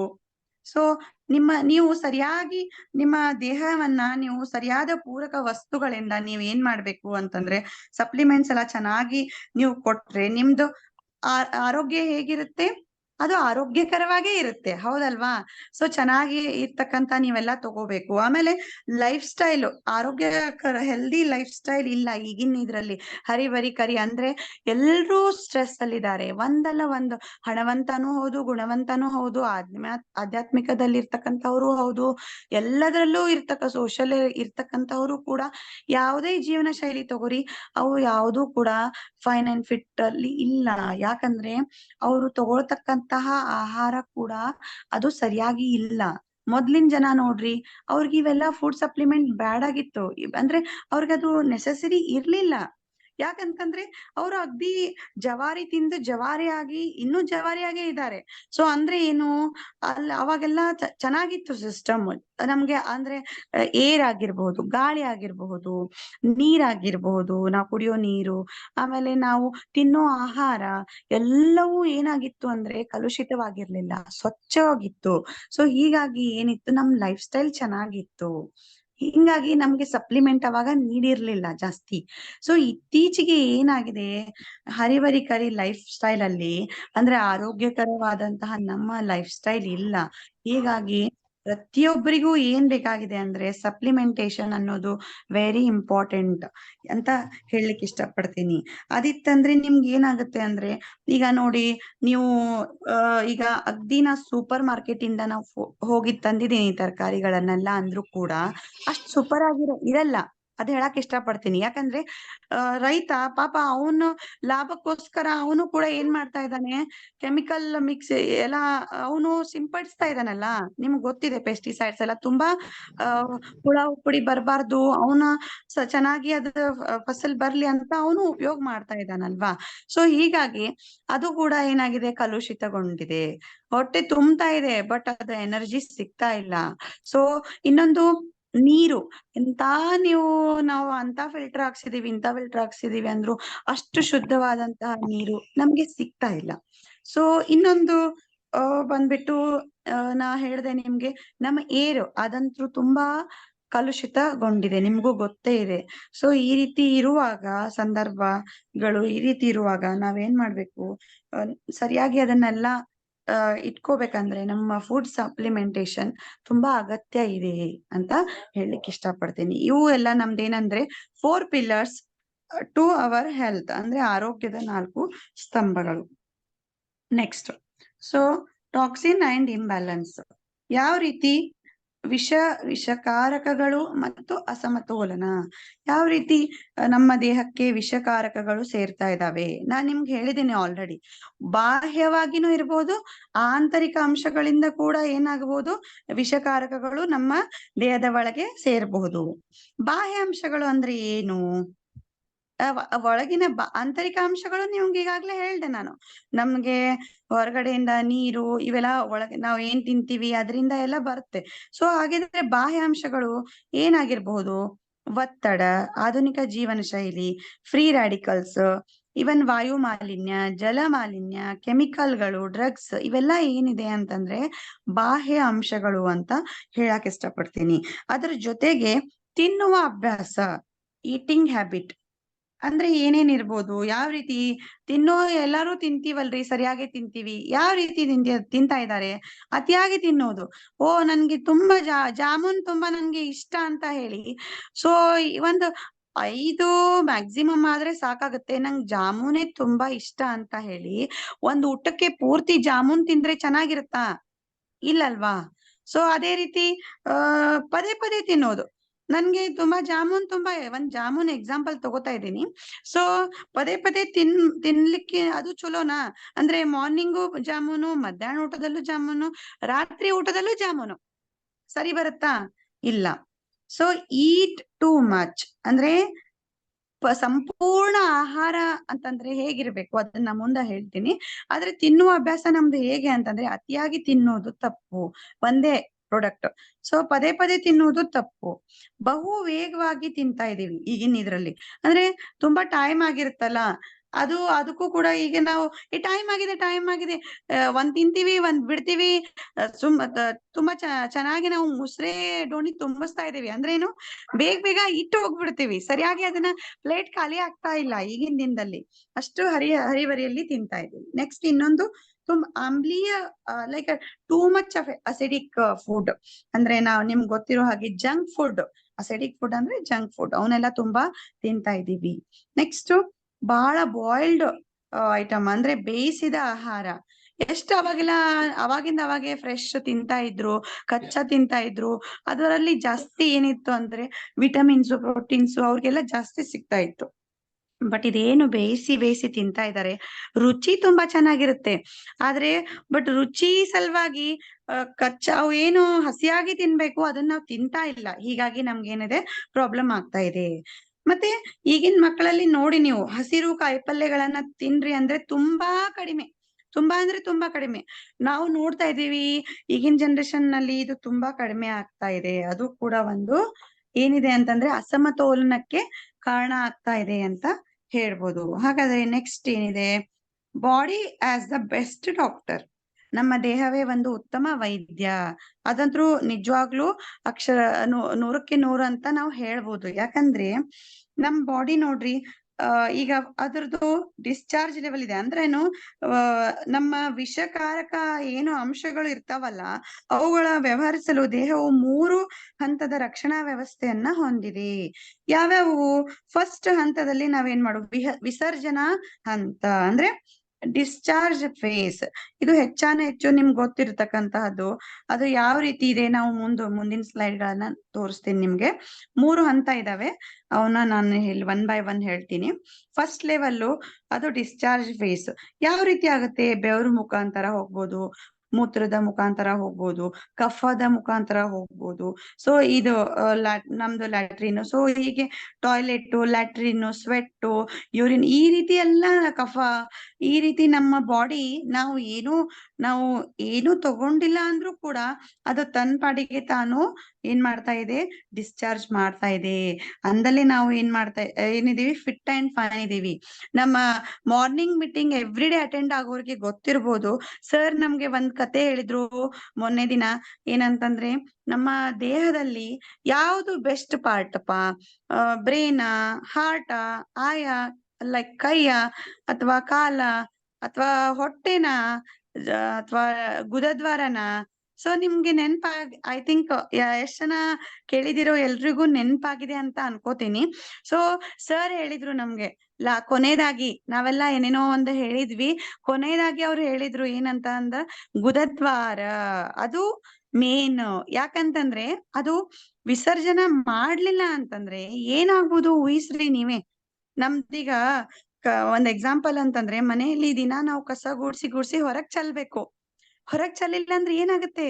ನಿಮ್ಗೆ ಗೊತ್ತಿದೆ, ಉಸಿರಾಡ್ಲಿಕ್ಕಾಗಲ್ಲ, ಉಸಿರುಗಡ್ದಾಗತ್ತೆ. 1 ವಾರ ಬಿಟ್ರೆ ನೀವು ಕಸ ಮನೆಯಲ್ಲೇ ಎಲ್ಲ ಇಟ್ಕೊಂಡ್ ಕೂತ್ರೆ. ಹಾಗಿರ್ಬೇಕಾದ್ರೆ ಇದನ್ನ ನಾವು ವರ್ಷಾನ್ಗಟ್ಲೆ ನಮ್ಮ ದೇಹವನ್ನ ನಾವು ಈ ಗುದದ್ವಾರ ಮುಖಾಂತರ ನಾವು ಎಲ್ಲ ಇದು ಹೊರಗೆ ವಿಷಕಾರಕ ಅಂಶಗಳು ಹೊರಗೆ ಹೋದ್ರೆ ಮಾತ್ರ ನಾವು ಆರಾಮಾಗಿರ್ಬೋದು. ಇಲ್ಲ ಅಂತಂದ್ರೆ ಮತ್ತು ಏನ್ ಮಾಡ್ಬೋದು? ನಾವು ಮತ್ತೆ ರೋಗಿ ಆಗಿ ಜೀವನ ಮಾಡ್ಬೇಕಾಗತ್ತೆ ಅಂತ ಹೇಳ್ಬೋದು. ಸೊ ಇಲ್ಲಿ ವಿಸರ್ಜನೆ ಕ್ರಿಯೆ ಎಷ್ಟು ಇಂಪಾರ್ಟೆಂಟು ಅಂತ ನಾನ್ ನಿಮ್ಗೆ ಹೇಳಿದೆ. ಸೊ ನೆಕ್ಸ್ಟ್ ಬಂದ್ಬಿಟ್ಟು ಸೆಕೆಂಡ್ ಲೆವೆಲ್ ಪುಟ್ ಅಸೈಡ್ ಫೇಸ್ ಅಂತಂದ್ರೆ, ಇನ್ನೊಂದು ಯಾವ್ದು ನಮ್ಮ ದೇಹ ಯಾವ ರೀತಿ ಮಾಡುತ್ತೆ ಅಂದ್ರೆ, ಒಂದಿಷ್ಟು ಕಸ ಗುಡ್ಸೋದನ್ನ ಜಲ್ದಿ ತೆಗೆದ್ ಬಿಡ್ತದೆ ಫಸ್ಟ್ ಹಂತದೊಳಗ. ಅಂದ್ರ ಡೈಲಿ ಯೂರಿನ್ನು, ಕಫು ಇದೆಲ್ಲ ಇದರಿಂದ ಹೋಗುತ್ತೆ 1ನೇ ಹಂತದಲ್ಲಿ. 2ನೇ ಹಂತದಲ್ಲಿ ಅದನ್ನ ನಾವೇನ್ ಮಾಡ್ತೀವಿ? ಯಾವ್ದೇ ಒಂಥರ ಪಕ್ಕಕ್ಕೆ ಇಡುವುದಂತಂದ್ರೆ, ಲೈಕ್ ಕ್ರಿಸ್ಟಲೈಸ್ಡ್ ನಮ್ಮ ಹರಳಾಗಿ ಅದನ್ನ ಸೈಡಿಗೆ ಇಡುವುದು. ಯೂರಿಕ್ ಆಸಿಡ್ ಅಂತಾರಲ್ಲ, ಕಿಡ್ನಿ ಸ್ಟೋನ್ ಆಗಿದೆ. ಸ್ಟೋನ್ ಅಂತಂದ್ರೆ ಮತ್ತೇನು ಕಲ್ಲಿಲ್ಲ, ಅಲ್ಲಿ ಹೋಗಿ ಕಲ್ಲಿಟ್ಟಿಲ್ಲ ದೇವ್ರು. ಅದು ಇದು ಜಸ್ಟ್ ನಾವು ಮಾಡ್ಕೊಂಡಿದ್ದು. ಅಂದ್ರೆ ವಿಷಕಾರಕ ಅಂಶಗಳು ಅಷ್ಟು ತುಂಬಿದಾಗ ಅದು ಏನಾಗುತ್ತೆ? ಕಿಡ್ನಿ ಸ್ಟೋನ್ ಆಗಿ ಮಾರ್ಪಡುತ್ತೆ. ಅಂದ್ರೆ ಅದು ಹರಳಾಗಿ ಯೂರಿಕ್ ಆಸಿಡ್ ಹೆಚ್ಚಾಗಿ ಆ ರೀತಿ ಸ್ಟೋನ್ ಫಾರ್ಮೇಶನ್ ಆಗುತ್ತೆ. ಸೊ ಅದು ಕೂಡ ದೇಹಕ್ಕೆ ಅದು ವಿಷಕಾರಕ ಅಂಶ ಹೊರಗೆ ಹಾಕ್ಲಿಕ್ಕೇನೆ ಮಾಡೋದು ನಮ್ಮ ದೇಹ. ಸೊ ನೆಕ್ಸ್ಟ್ ಬಂದ್ಬಿಟ್ಟು ಗಡ್ಡೆ ರೂಪದಲ್ಲಿ ಟ್ಯೂಮರ್. ಅದನ್ನ ಲಾಸ್ಟ್ ಸ್ಟೇಜ್ ಅವ್ರು ಏನ್ ಮಾಡ್ತಾ ಇದ್ದಾರೆ? ನಮ್ಮ ದೇಹ ಯಾವ ರೀತಿ ಒಂದು ಉತ್ತಮ ವೈದ್ಯ ಅಂತ ಹೇಳ್ಬೇಕಂದ್ರೆ, ಅದು ಫಸ್ಟ್ ಹಂತ ನೋಡ್ತದೆ. ವಿಸರ್ಜನಾ ಹಂತದಲ್ಲಿ ಹೋಗ್ಲಿಲ್ಲ ವಿಷಕಾರಕ ಅಂಶಗಳಂದ್ರೆ ಪಕ್ಕಕ್ಕೆ ಇಡುವ ಹಂತ, ಅದೇ 2ನೇದ್ ನೋಡಿದ್ರಲ್ಲ, ಅದು ಅದರಲ್ಲೂ ಹೋಗಿಲ್ಲ ಅಂತ ಇಟ್ಕೊಳ್ಳಿ. ನೆಕ್ಸ್ಟ್ ಟ್ಯೂಮರ್ ಮಾಡ್ಬಿಡುತ್ತೆ. ಅದನ್ನ ಎಲ್ಲಾ ಟ್ಯೂಮರು ಕ್ಯಾನ್ಸರ್ಸ್ ಅಲ್ಲ, ಬಟ್ ಎಲ್ಲಾ ಕ್ಯಾನ್ಸರ್ ಅವೆಲ್ಲ ಏನಿದೆ ಕ್ಯಾನ್ಸರ್ ಆಗಿದೆ ಅಂದ್ರೆ ಅದು ಗಡ್ಡೆ ರೂಪನೇ ಹೌದು ಅಂತ ನೀವ್ ಇದನ್ನ ಸರಿಯಾಗಿ ತಿಳ್ಕೊಳ್ಳಿ. ಅಂದ್ರೆ ಅಷ್ಟು ವಿಷಕಾರಕ ಅಂಶಗಳನ್ನ ನಾವು ಬಾಡಿಯಲ್ಲಿ ಇಟ್ಕೊಂಡಿದೀವಿ ಅಂತ ಅರ್ಥ. ಕ್ಯಾನ್ಸರ್ ಆಗಿದೆ ಅಂತಂದ್ರೆ ಅಷ್ಟು ನಾವು ಅದನ್ನ ಹೊರಗೆ ಡಿಸ್ಚಾರ್ಜ್ ಆಗಿಲ್ಲ, ಅಲ್ಲೇ ಒಳಗೆ ಅದು ಗಡ್ಡೆ ರೂಪದಲ್ಲಿ ನಮ್ದು ಏನಾಗಿದೆ, ಗಡ್ಡೆ ಬೆಳೆದು ಆ ಹಂತಕ್ಕೆ ಹೋಗಿದೆ ಅಂತ ನಾವು ತಿಳ್ಕೊಬೇಕಾಗಿರ್ತಕ್ಕಂತ ಸಂಗತಿ. ಸೊ ನೆಕ್ಸ್ಟ್, ಹಾಗಾದ್ರೆ ನಾವು ಏನ್ ಮಾಡ್ಬೇಕು? ಸೊ ನಿಮ್ಗೆ ಗೊತ್ತಿದೆ, ನಮ್ದು ಗ್ಯಾನೋಥೆರಪಿ ಅಂದ್ರೆ ಇದು ಗ್ಯಾನೋಡರ್ಮ ಸಪೋರ್ಟ್ಸ್ ದ ಬಾಡಿ. ನಮ್ದು ಜಸ್ಟ್ ಇದು ಒಂಥರ ಫುಡ್ ಸಪ್ಲಿಮೆಂಟ್, ಹೌದಾ? ಇದು RG ಮತ್ತೆ GL. RG ಅಂದ್ರೆ ಬೇರೇನೂ ಅಲ್ಲ, 90 ರಿಂದ 100 ದಿನದ ಇದು ನಮ್ಮ ಕೆಂಪು ಅಣಿಬೆ ಅದ್ರದ್ದು ಪೌಡರ್. ಅದು ಯಾರು ತಗೊಂಡಿದಾರ ಅವ್ರಿಗೆಲ್ಲರಿಗೂ ಗೊತ್ತಿದೆ. ಇಲ್ಲೆಲ್ಲ ನಮ್ಗೆ ಬ್ರೌನ್ ಕಲರ್ ಇರುತ್ತೆ RG. ನೆಕ್ಸ್ಟ್ GL, ಇದು ಬಂದ್ಬಿಟ್ಟು 21 ದಿನದ್ದು ಯಂಗ್ ಮಶ್ರೂಮ್ ಕೆಂಪು ಅಣಿಬೆ ಅಂತ ಹೇಳ್ಬೋದು. ಇದು ವೈಟ್ ಪೌಡರ್ ಇರುತ್ತೆ. ಸೊ ನಮ್ಮ ದೇಹದಲ್ಲಿ ಯಾವುದೇ ರೀತಿಯಾದಂತಹ ಟಾಕ್ಸಿಕ್ ಇದ್ರೂ ಕೂಡ ಅದನ್ನ ಹೊರಗೆ ಹಾಕುತ್ತೆ. ಯಾವುದು RG ಅದನ್ನ ಸ್ಕ್ಯಾನ್ ಮಾಡಿ ಹೊರಗೆ ಹಾಕುತ್ತೆ. ಸೊ ಇದು ಒಂದು ಮತ್ತೆ ನೆಕ್ಸ್ಟ್ GL ಅದೇನ್ ಮಾಡುತ್ತೆ ಅಂತಂದ್ರೆ ಬ್ಯಾಲೆನ್ಸ್ ಮಾಡುತ್ತೆ.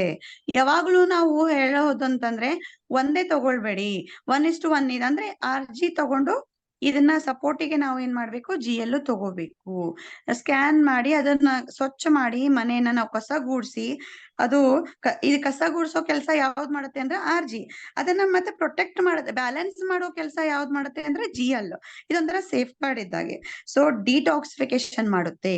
ಇದು ಆಲ್ ಇನ್ ಒನ್ ಸೊಲ್ಯೂಷನ್ ಅಂತ ಹೇಳಬಹುದು. ಎವ್ರಿಡೇ ನೀವು ಕನ್ಸ್ಯೂಮ್ ಮಾಡದ ಹಾಗೆ ನಿಮ್ಮ ದೇಹದಲ್ಲಿ ಇರ್ತಕ್ಕಂತ ವಿಷಕಾರಕ ಅಂಶಗಳನ್ನ ಇದು ಯಾವುದೇ ಗಡ್ಡೆ ಆಗ್ಲಾರ್ದಾಗೆ ನೋಡ್ಕೊಳ್ಳುತ್ತೆ, ಮತ್ತೆ ಅವುಗಳನ್ನ ಡಿಸ್ಚಾರ್ಜ್ ಮಾಡೋದಲ್ಲಿ ನಿಮ್ಗೆ ಸಹಾಯ ಮಾಡುತ್ತೆ ಅಂತ ಹೇಳ್ಬೋದು. ಇದು ಸೇಫ್ ಗಾರ್ಡ್ ಅಂತಾನೆ ಹೇಳ್ಬೋದು, ಬಾಡಿ ಒಳಗೆ ಹೋಗಿ ನಮ್ಮ ಟಾಕ್ಸಿನ್ ಹೊರಗೆ ಹಾಕಕ್ಕೆ. ಸೊ ಇದು RG ಅಂಡ್ GL. ನೆಕ್ಸ್ಟ್ ಇದರಲ್ಲಿ 2 ತರ ಥೇರಿ ಇದಾವೆ. ಒಂದು ಅಬ್ಸರ್ವೇಷನ್ ಥೇರಿ, ಓಕೆ. ಇನ್ ಅದರಲ್ಲಿ ಏನ್ ಬರುತ್ತೆ ಅಂತಂದ್ರೆ ಟಾಕ್ಸಿನ್ ಅಂದ್ರೆ ವಿಷ, ಇನ್ನೊಂದು ಇಂಬ್ಯಾಲೆನ್ಸ್ ಅಸಮತೋಲನ. ಸೊ ಇದು ಎರಡೂ ನಮ್ಮ ಬಾಡಿಯಲ್ಲಿ ಇರೋದ್ರಿಂದಾನೇ ನಮ್ದು ದೇಹದಲ್ಲಿ ಏನಾಗುತ್ತೆ ಅಂತಂದ್ರೆ ನಾವು ಅನಾರೋಗ್ಯಕ್ಕೆ ತುತ್ತಾಗ್ತಾ ಇರ್ತೀವಿ. ಸೊ ಸೆಕೆಂಡ್ ಅಬ್ಸರ್ವೇಷನ್ ಥೇರಿ ಅಂದ್ರೆ ನಮ್ಗೆ ಗ್ಯಾನೋಡರ್ಮಾ ವರ್ಕ್ ಯಾವ ರೀತಿ ಆಗುತ್ತೆ, ಯಾವ ರೀತಿ ಕೆಲಸ ಮಾಡುತ್ತೆ ಅನ್ನೋದು ಇದು 1ನೇ ಹಂತ ಅಂದ್ರೆ ನಾ ಹೇಳಿದೆ ಡಿಟಾಕ್ಸಿಫಿಕೇಶನ್ ಮಾಡುತ್ತೆ. ಸೊ 2ನೇದು ಅಂತಂದ್ರೆ ಇದು ಏನ್ ಮಾಡುತ್ತೆ, ಸೆಕೆಂಡ್ ಪಕ್ಕಕ್ಕೆ ಇಡುವ ಹಂತ. ನಮ್ ದೇಹದ ತರಾನೇ ಇದು ಕೂಡ. ಸೊ ವಿಷಕಾರಕ ಅಂಶಗಳನ್ನ ಹರಳುಗಟ್ಟಿಸಿ ಅದನ್ನ ಏನ್ ಮಾಡುತ್ತೆ, ಸೈಡಿಗೆ ಇಡುತ್ತೆ. ಸೈಡಿಗೆ ಇಟ್ಟು ಅದನ್ನ ನಮ್ದು ಇದು ABC ರೂಲ್. ಸೊ ನಿಮ್ಗೆ ಹೇಳಿದೆ ನಾನು, ನಮ್ಮ ಗ್ಯಾನೋಡರ್ಮಾ ಯಾರೆಲ್ಲ ತಗೊಂಡಿದಾರಲ್ಲ ಅವರು ಆರೋಗ್ಯವನ್ನ ತುಂಬಾ ಚೆನ್ನಾಗಿ ಕಾಯ್ಕೊಂಡಿದ್ದಾರೆ ಅಂತ ನಾನು ಹೇಳಕ್ ಇಷ್ಟಪಡ್ತೀನಿ. ಯಾಕಂತಂದ್ರೆ ಅದು ತನ್ನ ಏನ್ ಪ್ರಾಬ್ಲಮ್ ಇದೆ ಅದನ್ನ ಸ್ಕ್ಯಾನ್ ಮಾಡ್ಬಿಟ್ಟು ತಾನೇ ಅದನ್ನ ಒಂದು ಏನು ಅಂತಂದ್ರೆ ಸಮಸ್ಯೆಗಳನ್ನ ತಾನೇ ನಿಭಾಯಿಸ್ಕೊಳ್ಳುತ್ತೆ. ಅದೇ ABC ರೂಲ್. ABC ರೂಲ್ ಅಂತಂದ್ರೆ ಚೆನ್ನಾಗಿ ತಿಳ್ಕೊಳ್ಳಿ. ಸೊ A ಅಂತಂದ್ರೆ ಗ್ಯಾನೋಡರ್ಮಾ, B ಅಂತಂದ್ರೆ ಬಾಡಿ, C ಅಂತಂದ್ರೆ ಕಾಯಿಲೆಗಳು. ಸೊ ನಮ್ಮ ಗ್ಯಾನೋಡರ್ಮಾ ಯಾವ ರೀತಿ ವರ್ಕ್ ಆಗುತ್ತೆ ಅಂದ್ರೆ ABC ರೂಲ್ ಮೇಲೆ ವರ್ಕ್ ಆಗುತ್ತೆ.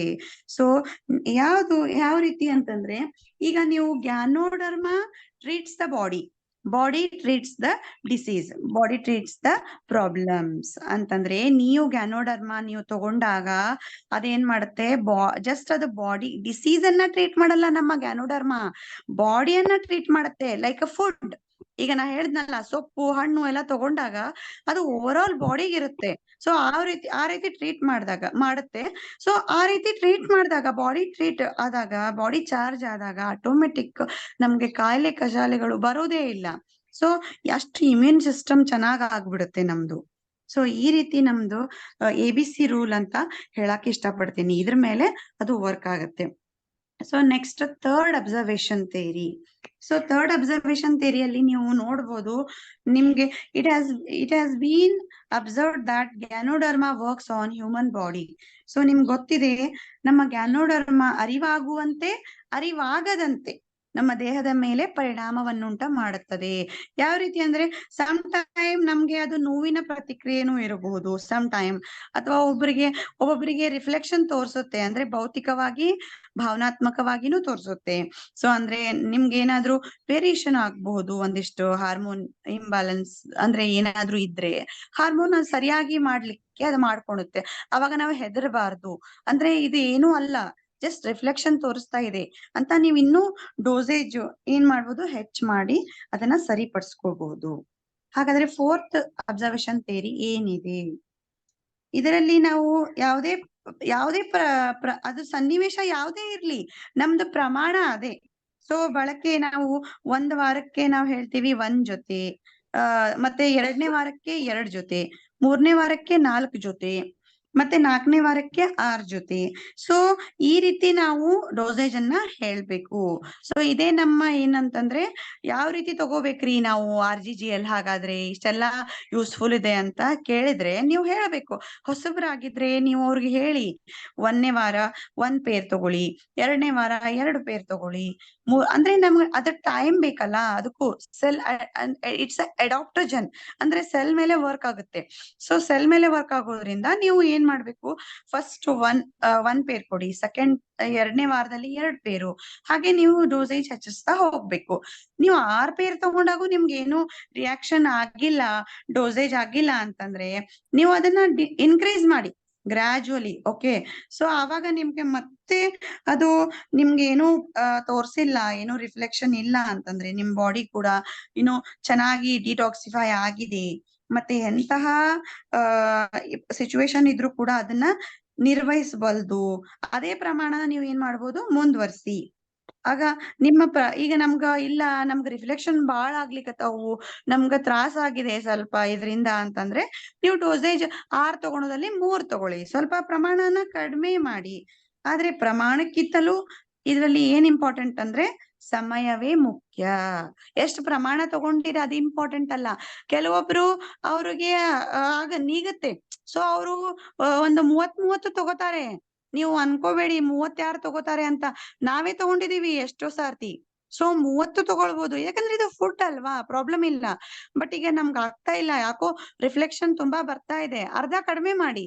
ಆದ್ರೆ ಇಲ್ಲಿ ಅವ್ರು ಏನ್ ಕೊಟ್ಟಿದ್ದಾರೆ ನೋಡಿ, time factor is more important than dosage. ಅಂದ್ರೆ ಎಷ್ಟು, ಅದಕ್ಕೆ ನಾವ್ ಹೇಳೋದು, ನೀವು ಇವತ್ತು ತಗೊಂಡ್ಬಿಟ್ರೆ ನಾಳೆ ಕ್ಯೂರ್ ಆಗೇ ಬಿಡುತ್ತೆ ಅಂತ ನೀವು ಯಾರಿಗೂ ಆಶ್ವಾಸನೆ ಕೊಡ್ಬೇಡಿ. ಯಾಕಂದ್ರೆ ಇದು ಫುಡ್ ಅಂದ್ಮೇಲೆ ಇದು ಟೈಮ್ ತಗೊಳ್ತಾ ಇರುತ್ತೆ. ಸ್ವಲ್ಪ ನೀವು ಅವ್ರಿಗೆ ಹೇಳ್ಬೇಕು, 3 ತಿಂಗಳನೋ 6 ತಿಂಗಳನೋ, ಯಾಕಂದ್ರೆ ಇದು ನಮ್ಮ ಪರ್ಮನೆಂಟ್ ಸೊಲ್ಯೂಷನ್ ಅಲ್ವಾ, ಒಮ್ಮೆ ತಗೊಂಡ್ರೆ ಫುಡ್ ಇದು. ಸೊ ಆ ರೀತಿ. ಸೊ ನೆಕ್ಸ್ಟ್ ಅಸಿಡಿಕ್ ಅಲ್ಕನಿ. ಸೊ ನಿಮ್ಗೆ ಗೊತ್ತಿದೆ ಆಮ್ಲೀಯ ಮತ್ತು ಪ್ರತ್ಯಾಮ್ಲೀಯ ಸಿದ್ಧಾಂತ. ನಮ್ಮ ಮಾನವ ದೇಹಕ್ಕೆ ಏನ್ ಅಗತ್ಯ ಇದೆ ಅಂತಂದ್ರೆ 4:1 ಪ್ರಮಾಣದಲ್ಲಿ ಪ್ರತ್ಯಾಮ್ಲೀಯ ಹಾಗೂ ಆಮ್ಲೀಯ ಆಹಾರದ ಅಗತ್ಯವಿದೆ. ಸೊ ಅಂದ್ರೆ ಇದು ಇದ್ರೇನೆ ನಾವು ನಮ್ಮ ದೇಹವನ್ನ ಸಮತೋಲನದಲ್ಲಿ ಇಟ್ಕೋಬಹುದು. ಆದ್ರೆ ನಿಮ್ಗೆಲ್ಲರಿಗೂ ಗೊತ್ತಿದೆ ಇಂದಿನ ಆಹಾರ ಪದ್ಧತಿ ಹೇಗಿದೆ, ಇದರ ತದ್ವಿರುದ್ಧವಾಗಿದೆ. ಆಮ್ಲೀಯ ಆಹಾರ ಅಂದ್ರೆ ಏನ್ ಹಂಗಂದ್ರೆ ಮಾಂಸ, ಮೃದು ಪಾನೀಯಗಳು, ಸೊ ಈ ರೀತಿ ಇವೆಲ್ಲ ಏನಿದೆ ಅಲ್ಲ ಜಂಕ್ ಫುಡ್ಸ್, ಅವೆಲ್ಲ ಆಮ್ಲೀಯ ಪದಾರ್ಥಗಳು. ಪ್ರತ್ಯಾಮ್ಲೀಯ ಆಹಾರ ಅಂದ್ರೆ ಏನು, ತರಕಾರಿಗಳು, ಗೋಧಿ, ಜೋಳ, ಮಿಲ್ಲೆಟ್ಸ್, ಸೊ ಇಂಥವೆಲ್ಲ ಏನಿವೆ ಅಂತಂದ್ರೆ ಅಲ್ಕಲೈನ್ ಫುಡ್. ಹಾಗಾದ್ರೆ ನಮ್ ಗ್ಯಾನೋಡರ್ಮ ಯಾವ್ದ್ರಲ್ಲಿ ಬರುತ್ತೆ? ಸೊ ಅದಕ್ಕಿಂತ ಮುಂಚೆ ನಾನು ಹೇಳ್ತೀನಿ, ಅಸಿಡಿಕ್ ಫುಡ್, ಅಲ್ಕಲೈನ್ ಫುಡ್, ಇವೆರಡು ನಾವು ಮೇಂಟೈನ್ ಮಾಡೋದ್ರಿಂದ ತಗೊಳೋದು, ಈ ಪ್ರಮಾಣದಲ್ಲಿ ತಗೊಳೋದು ಮೇಂಟೈನ್ ಮಾಡೋದ್ರಿಂದ ಯಾವ ರೀತಿ ವರ್ಕ್ ಆಗತ್ತೆ ಅಂತಂದ್ರೆ, ಅಸಿಡಿಕ್ ಫುಡ್ ಜಾಸ್ತಿ ಆದಾಗೆ ನಮ್ಮ ದೇಹ ಏನಾಗಿದೆ ಅಂತಂದ್ರೆ ಜಲ್ದಿ ಬೇಗ ರೋಗಕ್ಕೆ ತುತ್ತಾಗ್ತಾ ಇದೆ ಅಂತ ನಾವು ತಿಳ್ಕೊಬೇಕು. ಅದಕ್ಕೆ ನೋಡಿ ಜಂಕ್ ಫುಡ್ ಕಮ್ಮಿ ತಿನ್ರಿ ಅಂತಾರೆ. ಯಾಕಂತಂದ್ರೆ ಅದು ಅಸಿಡಿಕ್ ಆಗ್ತಾ ಇದೆ ಬಾಡಿ, ನೀವೇ ಮಾಡ್ಕೋತಾ ಇದ್ದೀರಾ. ಅದೇ ರೀತಿ ಅಲ್ಕಲೈನ್ ಫುಡ್ ಇದನ್ನಂತಂದ್ರೆ ನಮ್ಮ ಕಚ್ಚಾ ತರಕಾರಿಗಳು, ಹಸಿ ತರಕಾರಿಗಳು, ಹಣ್ಣು ಹಂಪಲಗಳು, ಮತ್ತೆ ನಮ್ಮ ಗ್ಯಾನೋಡರ್ಮ, ಇವೆಲ್ಲ ಎದ್ರಲ್ಲಿ ಬರುತ್ತೆ ಅಂದ್ರೆ ಅಲ್ಕಲೈನ್ ಫುಡ್ ಅಲ್ಲಿ ಬರುತ್ತೆ.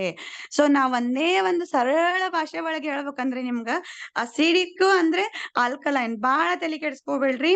ಒಣ ಹುಲ್ಲು, ಹಸಿ ಹುಲ್ಲು, ನಾ ಯಾವಾಗ್ಲೂ ಹೇಳ್ತಿರ್ತೀನಿ ಗ್ಯಾನೋಥೆರಪಿ ಹೇಳುವಾಗ, ಅಸಿಡಿಕ್ ಅಂತಂದ್ರೆ ಒಣ ಹುಲ್ಲು, ಆಲ್ಕಲೈನ್ ಅಂದ್ರೆ ಹಸಿ ಹುಲ್ಲು. ಸೊ ನೀವು ಈಗ ಒಂದ್ ಮ್ಯಾಚ್ ಬಾಕ್ಸ್ ಇದೆ, ಈಗ ಕಡ್ಡಿ ಕೊರ್ದು ಹಚ್ಚಿದ್ರಿ ಅಂತಂದ್ರೆ ಒಣ ಹುಲ್ಲಿಗೆ ಬೇಗ ಬೆಂಕಿ ಹತ್ತುತ್ತೋ, ಹಸಿ ಹುಲ್ಲಿಗೆ ಬೇಗ ಹತ್ತುತ್ತೋ, ನೀವೇ ವಿಚಾರ ಮಾಡಿ. ಒಣ ಹುಲ್ಲಿಗೆ ಹತ್ತುತ್ತೆ ಅಫ್ಕೋರ್ಸ್, ಯಾಕಂದ್ರೆ ಅದು ಎಲ್ಲಾ ಹೋಗ್ಬಿಡುತ್ತೆ, ಅದ್ರಲ್ಲಿ ಏನು ಸತ್ವ ಇರಲ್ಲ, ಒಣಗಿರುತ್ತೆ. So that is related to acidic food. Alkaline ಅಂದ್ರೆ ಕಚ್ಚಾ ಇದೆ, ಹಸಿ ಇದೆ. ಸೊ ಹಸಿ ಬೇಗ ಬೆಂಕಿ ಹತ್ಕೊಳಲ್ಲ. ನೀವು ಮ್ಯಾಚ್ ಬಾಕ್ಸ್ ಎಷ್ಟು ಒಂದ್ ಬಿಟ್ಟು 10 ಕೊರದ್ರುನು ಹತ್ತವಲ್ದು ನಾವ್ ಇದು ಬೆಂಕಿ ಅಂತೀವಿ ಹುಲ್ಲಿಗೆ, ಯಾಕಂದ್ರ ಅಷ್ಟು ಸ್ಟ್ರಾಂಗ್ ಇರುತ್ತೆ ಬಾಡಿ. ಎಂತಹ ಕಾಯಿಲೆ ಕಸಾಲೆ ಬಂದ್ರು ನೀವ್ ಏನ್ ಮಾಡ್ಬೋದು, ಅದರಿಂದ ನೀವು ತಡ್ಕೊಳ್ಳೋ ಅಂತ ಶಕ್ತಿ ಇರುತ್ತೆ. ಸೊ ಅದ್ ಹೆಂಗ್ ಬರ್ತೈತಿ, ನಾವು ಹಸಿ ತರಕಾರಿ, ಹಣ್ಣು ಹಂಪಲ ತಗೊಳೋದ್ರಿಂದ. ಬಟ್ ಅವೆಲ್ಲ ಈಗ ಹೇಗ ಆಗ್ತಾ ಇದೆ ಅಂತ, ಅದ್ ತಗೊಳ್ಬೇಡ್ರಿ ಅಂತಲ್ಲ, ತಗೊಳ್ರಿ, ಅದನ್ನು ಪ್ರಾಡಕ್ಟ್ ಜೊತೆ ಅವುಗಳನ್ನು ತಗೊಳ್ರಿ. ಆದ್ರೆ ಈಗ ಅದ್ರದ್ದು ಪ್ರಮಾಣ ಕ್ವಾಲಿಟಿ ಏನಿದೆ ಚೆನ್ನಾಗ್ ಬರ್ತಾ ಇಲ್ಲ. ಅದಕ್ಕೆ ನಮ್ಮ ಫುಡ್ ಸಪ್ಲಿಮೆಂಟ್ ಎಲ್ಲರೂ 100% ಜರೂರ್ ಆಗಿ ತಗೊಳ್ಳೇಬೇಕು. ಅಂದ್ರೆ ಕೂಡ ನಾವು ನಮ್ಮ ಬಾಡಿಯನ್ನ ಅಲ್ಕಲೈನ್ ಆಗಿ ಇಟ್ಕೊಳ್ಬಹುದು ಅಂತ ಹೇಳಲಿಕ್ಕೆ ಇಷ್ಟಪಡ್ತೀನಿ. ಸೊ ಇದೇ acidic alkaline. Next enzyme theory, ಕಿಣ್ವ ಸಿದ್ಧಾಂತ. ಕನ್ನಡದಲ್ಲಿ ಎಂಜೈಮ್ ಅಂದ್ರೆ ಕಿಣ್ವ ಸಿದ್ಧಾಂತ. ಇಲ್ಲ ಎಷ್ಟ್ ಚೆನ್ನಾಗಿ ಕೊಟ್ಟಿದಾರ ನೋಡ್ರಿ. ಡಯಾಬಿಟಿಸ್ ಅನ್ನೋದು ಅದು ಒಂದು ಪ್ರಾಬ್ಲಮೇ ಅಲ್ಲ, ಅದೊಂದು ಸಮಸ್ಯೆನೇ ಅಲ್ಲ. ಹಾಗಾದ್ರೆ ಸಮಸ್ಯೆ ಯಾವುದು? ಫುಡ್, ಆಹಾರನೇ ಸಮಸ್ಯೆ. ಇಲ್ಲಿ ನೋಡ್ರಿ, diabetes problem is caused by, ನೋಡಿ ಮಧುಮೇಹದ ಸಮಸ್ಯೆ ಉಂಟಾಗುವುದು ಹೆಂಗ್ ಉಂಟಾಗುತ್ತೆ? ಪ್ಯಾಂಕ್ರಿಯಸ್ ಅಂದ್ರೆ ಕನ್ನಡದಲ್ಲಿ ಮೆದೋಜೀರಕ ಗ್ರಂಥಿ, ಆ ಸಮಸ್ಯೆಯಿಂದ ಆಗಿದೆ ಅಂತ. ಹಾಗಾದ್ರೆ ಆ ಸಮಸ್ಯೆ ಹೇಗ್ ಬಂತು? ಜೀರ್ಣಕ್ರಿಯೆ ಸಮಸ್ಯೆ. ಸೊ ಮತ್ತೆ ಎಲ್ಲಿಗೆ ಬಂತು? ಹೊಟ್ಟೆಗೆ ಬಂತು. ಸೊ ಜೀರ್ಣ ಸಮಸ್ಯೆ ಹೇಗಾಯ್ತು? ನೀವು ಹೆಚ್ಚೆಚ್ಚು ಎಂತ ಪ್ರಾಡಕ್ಟ್ ತಗೋತಾ ಇದ್ದೀರಾ? ಆಮ್ಲೀಯ ಅಂದ್ರೆ ಜಂಕ್ ಫುಡ್ ಅಂತ ತಗೋತಾ ಇದ್ದೀರಾ ಜಾಸ್ತಿ. ಸೊ ಹಾಗಾದ್ರೆ ನಾವೇನ್ ಮಾಡ್ಬೇಕು? ಪ್ರತ್ಯಾಮ್ಲೀಯ ಆಹಾರಗಳು ಅಂದ್ರೆ ಈಗ ಹೇಳ್ದಲ್ಲ ನಿಮ್ಗೆ, ಆ ತರ ಪ್ರಾಡಕ್ಟ್ ನೀವು ತಗೊಂಡಾಗ ನಿಮ್ಮ ಹೊಟ್ಟೆ ಸರಿಯಾಗಿರುತ್ತೆ. ನಿಮ್ಮ ಹೊಟ್ಟೆ ಸರಿಯಾಗಿರೋದ್ರಿಂದ ನಿಮ್ಮ ಜೀರ್ಣಕ್ರಿಯೆ ಸರಿಯಾಗಿರುತ್ತೆ. ನಿಮ್ಮ ಜೀರ್ಣಕ್ರಿಯೆ ಸರಿಯಾಗಿರೋದ್ರಿಂದ ನಿಮ್ಮ ಮೆದೋಜೀರಕ ಗ್ರಂಥಿ ಸರಿಯಾಗಿರುತ್ತೆ. ಅದು ಸರಿಯಾಗಿದ್ರೆ ನಿಮ್ ಡಯಾಬಿಟಿಸ್ ಅದು ಒಂದು ಸಮಸ್ಯೆನೇ ಅಲ್ಲ, ಅದು ಕೂಡ ಒಂದು ಎಂತ ಅಂತಂದ್ರೆ ಆ ಸಮಸ್ಯೆ ಆಗಿದೆ ಅಂತ ಹೇಳ್ತಾ ಇದೀವಿ. ಹಾಗಾದ್ರೆ ಇದಕ್ ಪರಿಹಾರ ಏನು? ತಗೋರಿ ನಮ್ಮ RGGL. So good supplement number 1 spirulina, Morinzyme ಎಲ್ಲ. ಇದು ಒಂದೇ ಅಲ್ರಿ, ಇದು ಓಲ್ಡ್ ಆಕ್ಚುಲಿ ಸ್ಲೈಡ್ಸ್ ತುಂಬಾನೇ ಬಂದಿದಾವೆ ನಮ್ಮ DXN ಪ್ರಾಡಕ್ಟ್. ಅವನ್ನೆಲ್ಲ ತಗೊಳ್ರಿ. ನಿಮ್ಮ ಆರೋಗ್ಯವನ್ನ ನಿಮ್ಮ ಕೈಯಲ್ಲೇ ಇದೆ, ಯಾವ ರೋಗ ರುಜಿನಿ ಬರ್ಲಾರ್ದಂಗ್ ತಡ್ಕೊಳ್ಲಿಕ್ಕೆ ಅಂತ. ಸೊ ನೆಕ್ಸ್ಟ್ ಇನ್ನೊಂದು ಸಿದ್ಧಾಂತ ಅಂದ್ರೆ ಗ್ರೀನ್ ಥಿಯರಿ ಸಿದ್ಧಾಂತ, ಹಸಿರು ಸಿದ್ಧಾಂತ. ಇದು ಯಾವ ರೀತಿ ವರ್ಕ್ ಆಗುತ್ತೆ ಅಂದ್ರೆ ಕೆಂಪು ರಕ್ತ ಕಣಗಳ ಉತ್ಪಾದನೆಯ ಚಕ್ರ ಅಂತ ಹೇಳ್ಬೋದು. ಹೇಗೆ ನೋಡೋಣ. ಈಗ ನೋಡ್ರಿ, ಇದು ಕೆಂಪು ರಕ್ತ ಕಣಗಳು ಸತ್ತಾಗ ಅಂದ್ರೆ ಅದು ಯಾವ ರೀತಿ ವರ್ಕ್ ಆಗುತ್ತೆ ಅಂತಂದ್ರೆ, ಈಗ ನೋಡಿ. ಸೊ ನಮ್ಗೆ ಫಸ್ಟ್ ಸ್ಪ್ಲೀನ್ ಅಂದ್ರೆ ಗುಲ್ಮಕ್ಕೆ ಕಳಿಸಲಾಗುತ್ತೆ. ಸೊ ಅದು ಅಲ್ಲಿಂದ ಮತ್ತಷ್ಟು ವಿಭಜನೆಯಾಗಿ ಪಿತ್ತಕೋಶಕ್ಕೆ ಕಳಿಸುತ್ತೆ.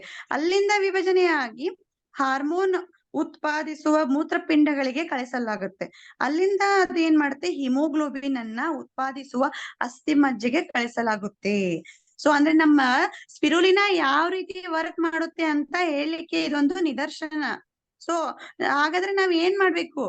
ಈಗ ತಿನ್ರಿ, ಸೊಪ್ಪು ತಿನ್ರಿ. ಇವತ್ತ ನಾವು ಮಾರ್ಕೆಟ್ ಇಂದ ಚೆನ್ನಾಗಿ ಸಿಗ್ತಾವೆ, ಇಲ್ಲ ಅನ್ನೋದಿಲ್ಲ. ಅವನ್ನೆಲ್ಲ ಮಕ್ಕಳ ಮುಂದೆ ತಂದಿಡಿ, ಒಂದು ಸೊಪ್ಪು ಪದರು ಅದ್ರದ್ದು ಮುಟ್ಟೋದೇ ಇಲ್ಲ ಮಕ್ಕಳು. ಆ ರೀತಿಯ, ಯಾಕಂದ್ರೆ ಎಲ್ಲಾ ರುಚಿಯಾದಂತಹ ನಾವೇ ಅದು ಅವ್ರಿಗೆ ಕಲ್ಸ್ಕೊಟ್ಬಿಟ್ಟಿದೀವಲ್ಲ. ಜಂಕ್ ಫುಡ್ ಅದನ್ ತಿನ್ನಿ, ಗೋಬಿ ಮಂಚೂರಿ ಇದನ್ ತಿನ್ನಿ. ಸೊ ನಾವೆಲ್ಲ ಕಲ್ಸ್ಕೊಟ್ಬಿಟ್ಟಿದೀವಿ. ಅಗ್ದಿ ಬಾಯ್ಲ್ಡ್ ಫುಡ್ಗೆ ರುಚಿಯಾದಂತಹ, ನಾಲಿಗೆಗೆ ರುಚಿಯಾದಂತಹ ಫುಡ್ ಗಳಿಗೆ ಅವರೆಲ್ಲಾ ದಾಸರಾಗ್ಬಿಟ್ಟಿದ್ದಾರೆ. ಸೊ ಈಗ ಯಾರ ಸೊಪ್ಪಿಟ್ಟು ನೀವು ವೆರೈಟಿ ಸೊಪ್ಪಿಡ್ರಿ, ಕಿರಿಕ್ಸಾಲಿ, ಪುಂಡಿ ಪಲ್ಲೆ, ನಮ್ಮ ನಾನಾ ತರ ಎಲ್ಲಾ ಸೊಪ್ಪುಗಳನ್ನ ಅವ್ರ ಮುಂದಿಡ್ರಿ, ತಿಂತಾರೇನೋ ಚೆಕ್ ಮಾಡಿ. ಇಲ್ಲ. ಹಾಗಾದ್ರೆ ಒಂದ್ ಸೊಲ್ಯೂಷನ್ ಇದೆ ನಮ್ಮಲ್ಲಿ. ಏನ್ ಸೊಲ್ಯೂಷನ್? ತಗೊಳ್ಳಿ ಸ್ಪಿರುಲಿನಾ 101%. ಇದ್ರಲ್ಲಿ ಏನಿದೆ ಅಂತಂದ್ರೆ, ಏನಿದೆ? ಕೆಂಪು ರಕ್ತ ಕಣಗಳ ಉತ್ಪಾದನೆ ಮಾಡುವಂತಹ ನಮ್ಮ ಒಳ್ಳೆ ಪ್ರಾಡಕ್ಟ್ ಇದು. ಸೊ ಇದನ್ನ ನೀವು ಹೆಚ್ಚು ಕನ್ಸ್ಯೂಮ್ ಮಾಡಿದ್ರೆ, ಯಾವ ಸೊಪ್ಪು ಬೇಡ ಅಂತ ನಾ ಹೇಳುದಿಲ್ಲ, ಅವುಗಳೊಂದಿಗೆ ನೀವು ನಮ್ಮ ಸ್ಪಿರುಲಿನಾನು ಕೂಡ ನೀವು ತಗೊಂಡಾಗ ಅದ ಏನಾಗುತ್ತೆ? ಸಮತೋಲನ ಕಾಪಾಡ್ತೀರಾ. ಸೊ ನಮಗೆ ರೆಡ್ ಬ್ಲಡ್ ಸೆಲ್ಸ್, RBC ಮತ್ತೆ ಎಲ್ಲಾ WBC ನಮ್ಮ ದೇಹದಲ್ಲಿ ಅವುಗಳನ್ನ ಹೆಚ್ಚಿಸ್ಕೋಬೇಕಂತಂದ್ರೆ ನಮ್ಮ ಸ್ಪಿರುಲಿನಾ ನಂಬರ್ 1 DXN ಸ್ಪಿರುಲಿನಾ ತಗೊಳ್ಳೇಬೇಕು. ಸೊ ನೆಕ್ಸ್ಟ್, ಸೊ ಇದಂತ್ರು 101% correct. What is good for your stomach is good for your face. ಅಚ್ಚ ಕನ್ನಡದಲ್ಲಿ ಹೇಳ್ಬೇಕಂದ್ರೆ, ಉದರಕ್ಕೆ ಉಳಿತಾದದ್ದು ವದನಕ್ಕೂ ಉಳಿತು. ಅಂದ್ರೆ ವದನ ಅಂದ್ರೆ ಮುಖ, ಉದರ ಅಂದ್ರೆ ಹೊಟ್ಟೆ. ಸೊ ಯಾವುದು ಹೊಟ್ಟೆಗೆ ಚೆನ್ನಾಗಿರುತ್ತೋ ಅದು ನಿಮ್ಮ ಮುಖದ ಮೇಲೆ ಏನೋ ಅದು ಕೂಡ ಅದು ಚಲೋ ಅಂತ. ಫಾರ್ ಎಕ್ಸಾಂಪಲ್, ಈಗ ನಿಮ್ಗೆ ಹೊಟ್ಟೆ ನೋವಿದೆ, ಹೊಟ್ಟೆ ಸರಿ ಇಲ್ಲ ಅಂದ್ರೆ ಅವ್ರ ಮುಖ ಏನು ಹೇಗಿರುತ್ತೆ ನಿಮ್ಗೆ ಗೊತ್ತಿರುತ್ತೆ, ಎಲ್ರೂ ಅದು ಅನುಭವಿಸಿದೀರಾ. ಹೊಟ್ಟೆ ಚೆನ್ನಾಗಿದ್ರೆ ನೀವು ಚೆನ್ನಾಗಿರ್ತೀರಾ, ಹೌದಲ್ವಾ? ಮುಖದಲ್ಲಿ ನಗು ಇರುತ್ತೆ, ಮುಖದಲ್ಲಿ ಕಳ ಇರುತ್ತೆ.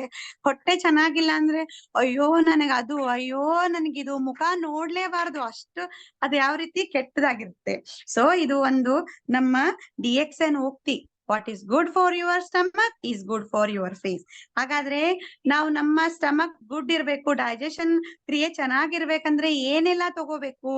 ನಮ್ಮ DXN ನಂಬರ್ 1 ಫುಡ್ ಪ್ರಾಡಕ್ಟ್ಸ್ ಅಂತ ಹೇಳಕ್ ಇಷ್ಟಪಡ್ತೀನಿ. ನೀವು ನಮ್ಮ ಸ್ಪಿರುಲಿನಾ ಆಗಿರ್ಬೋದು, ದಿನ RGGL ಆಗಿರ್ಬೋದು, ಹೆಚ್ಚಲ್ಲ ಅಂದ್ರೂ ಒನ್ ಪೇರ್ ಆದ್ರೂ ನೀವು ನಿಮ್ಮ ದಿನನಿತ್ಯದಲ್ಲಿ RGGL ತಗೊಳ್ಳೇಬೇಕು. ಅಂದ್ರೆ ಮುಂದಾಗೋ ಕಾಯಿಲೆ ಇರ್ಬೋದು, ಅಥವಾ ಈಗ ಆಲ್ರೆಡಿ ನೀವು ಸಫರ್ ಮಾಡ್ತಕ್ಕಂತ ವಿಷಕಾರಕ ಅಂಶಗಳನ್ನ ರಕ್ಷಿಸಲಿಕ್ಕೆ ಇರಬಹುದು. ಯಾವುದೇ ರೀತಿ ಪ್ರಾಡಕ್ಟ್, ನಮ್ಮ ಸೋಪ್ ಆಗಿರ್ಬೋದು, ಮಸಾಜ್ ಆಯಿಲ್ ಆಗಿರ್ಬಹುದು, ನಮ್ಮ ಜ್ಯೂಸ್ಗಳಾಗಿರ್ಬೋದು, ಎಲ್ಲ ನಮ್ಮಲ್ಲಿ ಎಲ್ಲವೂ ಇದೆ. ಎಲ್ಲವನ್ನು ನೀವು ತೆಗೆದುಕೊಂಡು ತುಂಬಾ ನಮ್ಮ ಉದರವನ್ನ ಅಂದ್ರೆ ನಿಮ್ಮ ಹೊಟ್ಟೆಯನ್ನು ಚೆನ್ನಾಗಿಟ್ಕೊಳ್ಳಿ. ಆಟೋಮೆಟಿಕಲಿ ನಿಮ್ ಫೇಸು ಕೂಡ ಶೈನ್ ಆಗುತ್ತೆ. ನಮ್ಮ ಕೆಂಪಣಬೆ ತರ ಫಸ್ಟ್ ಸ್ಲೈಡ್ ನೋಡಿದ್ರಲ್ಲ ಯಾವ ರೀತಿ ಶೈನ್ ಆಗ್ತಾ ಇತ್ತು ನಮ್ಮ ಗ್ಯಾನೋಡರ್ಮ, ಆ ರೀತಿ ಮುಖ ಹೊಳಪು ಕೂಡ ಬರುತ್ತೆ.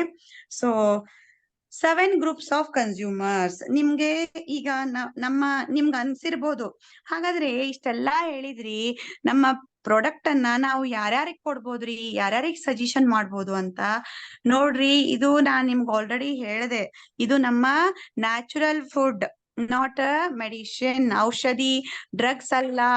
ಡಾಕ್ಟರ್ ಕೇಳಿ ತಗೊಳ್ಳುವಂತ ಅದು ನೀವೇ ಓನ್ ತಗೊಳ್ಬಹುದು. ಹಂಗಂದ್ರೆ ಯಾವ ತರ ಗ್ರೂಪ್ ತಗೋಬಹುದು? 7 ತರ ಕೆಟಗರಿ ಇಲ್ಲಿ ಮಾಡಿದೆ. So pregnant women, pregnant it is not ಏನೋ ಡಿಸೀಸ್. ಅದು ಗರ್ಭಿಣಿಯರು ಅಂತಂದ್ರೆ ಅವರೆಲ್ಲ ರೋಗಿಗಳಲ್ರಿ, ಅವರೆಲ್ಲ ನೋಡ್ರಿ ಪವಿತ್ರವಾದ ಅವರು ಒಂದು ಜನ್ಮ ಸಾಕ್ಷಿಯವರು.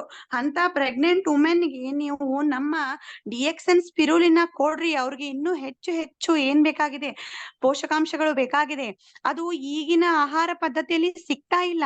ಕೇಳ್ತಾರೆ ತುಂಬಾ ಜನ ಫೋನ್ ಮಾಡಿ, ಸರ್ ಕೇಳ್ತಿರ್ತಾರೆ, ಕೇಳ್ತಿರ್ತಾರೆ. ಸೊ ನಾವು ಪ್ರೆಗ್ನೆಂಟ್ ವುಮೆನ್ಗೆ ಕೊಡ್ಬೋದಾ? ಅದು ಒಂದು ಕ್ವಶನ್ ನಮ್ಮಲ್ಲಿ, ನಮ್ಮ DXN ಅಲ್ಲಿ ಅಲ್ಲ. ಯಾಕಂದ್ರೆ ಗರ್ಭಿಣಿಯರಿಗೆ ಅದು ಅವಶ್ಯವಾಗಿ ನೀವು ನಮ್ಮ ಸ್ಪಿರುಲಿನ ಎಲ್ಲ ಪ್ರಾಡಕ್ಟ್ ಕೂಡ ಕೊಡಬಹುದು. ಕೊಟ್ಟು ಹೆಲ್ದಿ ಬೇಬಿ ನೀವು ನಿರೀಕ್ಷೆಯಲ್ಲಿದ್ದರೆ ನಿಜವಾಗ್ಲೂ ನಮ್ಮ DXN ಹೆಲ್ದಿ ಪ್ರಾಡಕ್ಟ್ ಅನ್ನ ಕೊಟ್ಟು ನೀವು ಅವ್ರಿಗೆ ಸಜೆಸ್ಟ್ ಮಾಡಬಹುದು. ಸೆಕೆಂಡ್ ಕೆಟಗರಿ ಶಿಶು. ಸೊ ಇದು ಮೇನ್ ವೆರಿ ಇಂಪಾರ್ಟೆಂಟ್. ಈಗಿನ ಇದ್ರಲ್ಲಿ ಕಾಲದಲ್ಲಿ ಆರೋಗ್ಯಕರವಾದ ಶಿಶು ನಿಮ್ಗೆ ಬೇಕು, ಅದರ ಬೆಳವಣಿಗೆ ಸರಿಯಾಗಿ ಇರ್ಬೇಕು ಅಂದ್ರೆ ನೀವೇನ್ ಮಾಡ್ಬೇಕು, ನಮ್ಮ DXN ಪ್ರಾಡಕ್ಟ್ ಅನ್ನ ತಗೊಳ್ಳೇಬೇಕು. ಹಾಗಾದ್ರೆ ನೆಕ್ಸ್ಟ್ 3ನೇ ಕೆಟಗರಿ ಯಾವುದು? ಶಾಲಾ ಮಕ್ಕಳು ಮತ್ತು ವಿದ್ಯಾರ್ಥಿಗಳು. ಅವರು ನೋಡ್ರಿ ಓವರ್ ಆಲ್ ಡೆವಲಪ್ಮೆಂಟ್ ಬೇಕು ಮಕ್ಕಳಲ್ಲಿ. ಸೊ ನಾನು ಟೀಚರ್ ಆಗಿರೋದ್ರಿಂದ ನಾನು ಹೇಳಬಲ್ಲೆ ನಿಮ್ಗೆ, ಶಾಲಾ ಮಕ್ಕಳು ಎಷ್ಟು ಈಗ ಮಕ್ಕಳಿಗೆ ಹೇಗಾಗಿದೆ ಅಂತಂದ್ರೆ, ಪ್ರೇಯರ್ 10 ನಿಮಿಷ ಪ್ರೇಯರ್ ಮಾಡ್ತೀವಿ, ಆ ಪ್ರೇಯರ್ ಅಲ್ಲಿ ನಿಲ್ಲೋ ಶಕ್ತಿ ಇರಲ್ಲ, ಅಷ್ಟು ಸ್ಟ್ರಾಂಗ್ ಆಗ್ಬಿಟ್ಟಿದ್ದಾರೆ ನಮ್ಮ ಮಕ್ಕಳು. ಅಂದ್ರೆ ನಿಮ್ಗೆ ಅದನ್ನ ಡೀಪ್ ಆಗಿ ನೀವು ಅರ್ಥ ಮಾಡ್ಕೊಳ್ಬಹುದು, ಎಷ್ಟು ಸ್ಟ್ರಾಂಗ್ ಇದಾರೆ ಅಂದ್ರೆ ಎಷ್ಟು ವೀಕ್ ಆಗಿದೆ ಅಂತಂದ್ರೆ 10 ನಿಮಿಷ ಬಿಸಿಲಲ್ಲಿ ನಿಲ್ಲಿಕ್ ಆಗ್ತಾ ಇಲ್ಲ.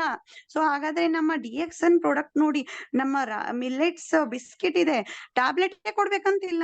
ಅದನ್ನ ನಮ್ಮ ಲಿಮ್ಸೋಜಿನ್ ಅವರು ತುಂಬಾ ಸರಳ ಮಾಡಿದ್ದಾರೆ. ಇನ್ನು ಯಾವ ರೀತಿ ಅಂತಂದ್ರೆ, ನಾವು ಬಿಸ್ಕಿಟ್ ಮುಖಾಂತರ ಕೊಟ್ಟು ಅವ್ರಿಗೆ ನಾವು ಏನ್ ಮಾಡ್ಬೋದು, ಸೊ ನಾನಾ ತರ ಇದಾವೆ, ಯಾವ ರೀತಿ ಆದ್ರೂ ನೀವು ಕೊಟ್ಟು ಮಕ್ಕಳನ್ನು ಕೂಡ ನಮ್ಮ DXN ಪ್ರಾಡಕ್ಟ್ ಕೊಟ್ಟು ಅವರು ಸಮತೋಲನದಿಂದ ಅವರು ಕಾಯ್ಕೋಬಹುದು ತಮ್ಮ ಆರೋಗ್ಯವನ್ನ.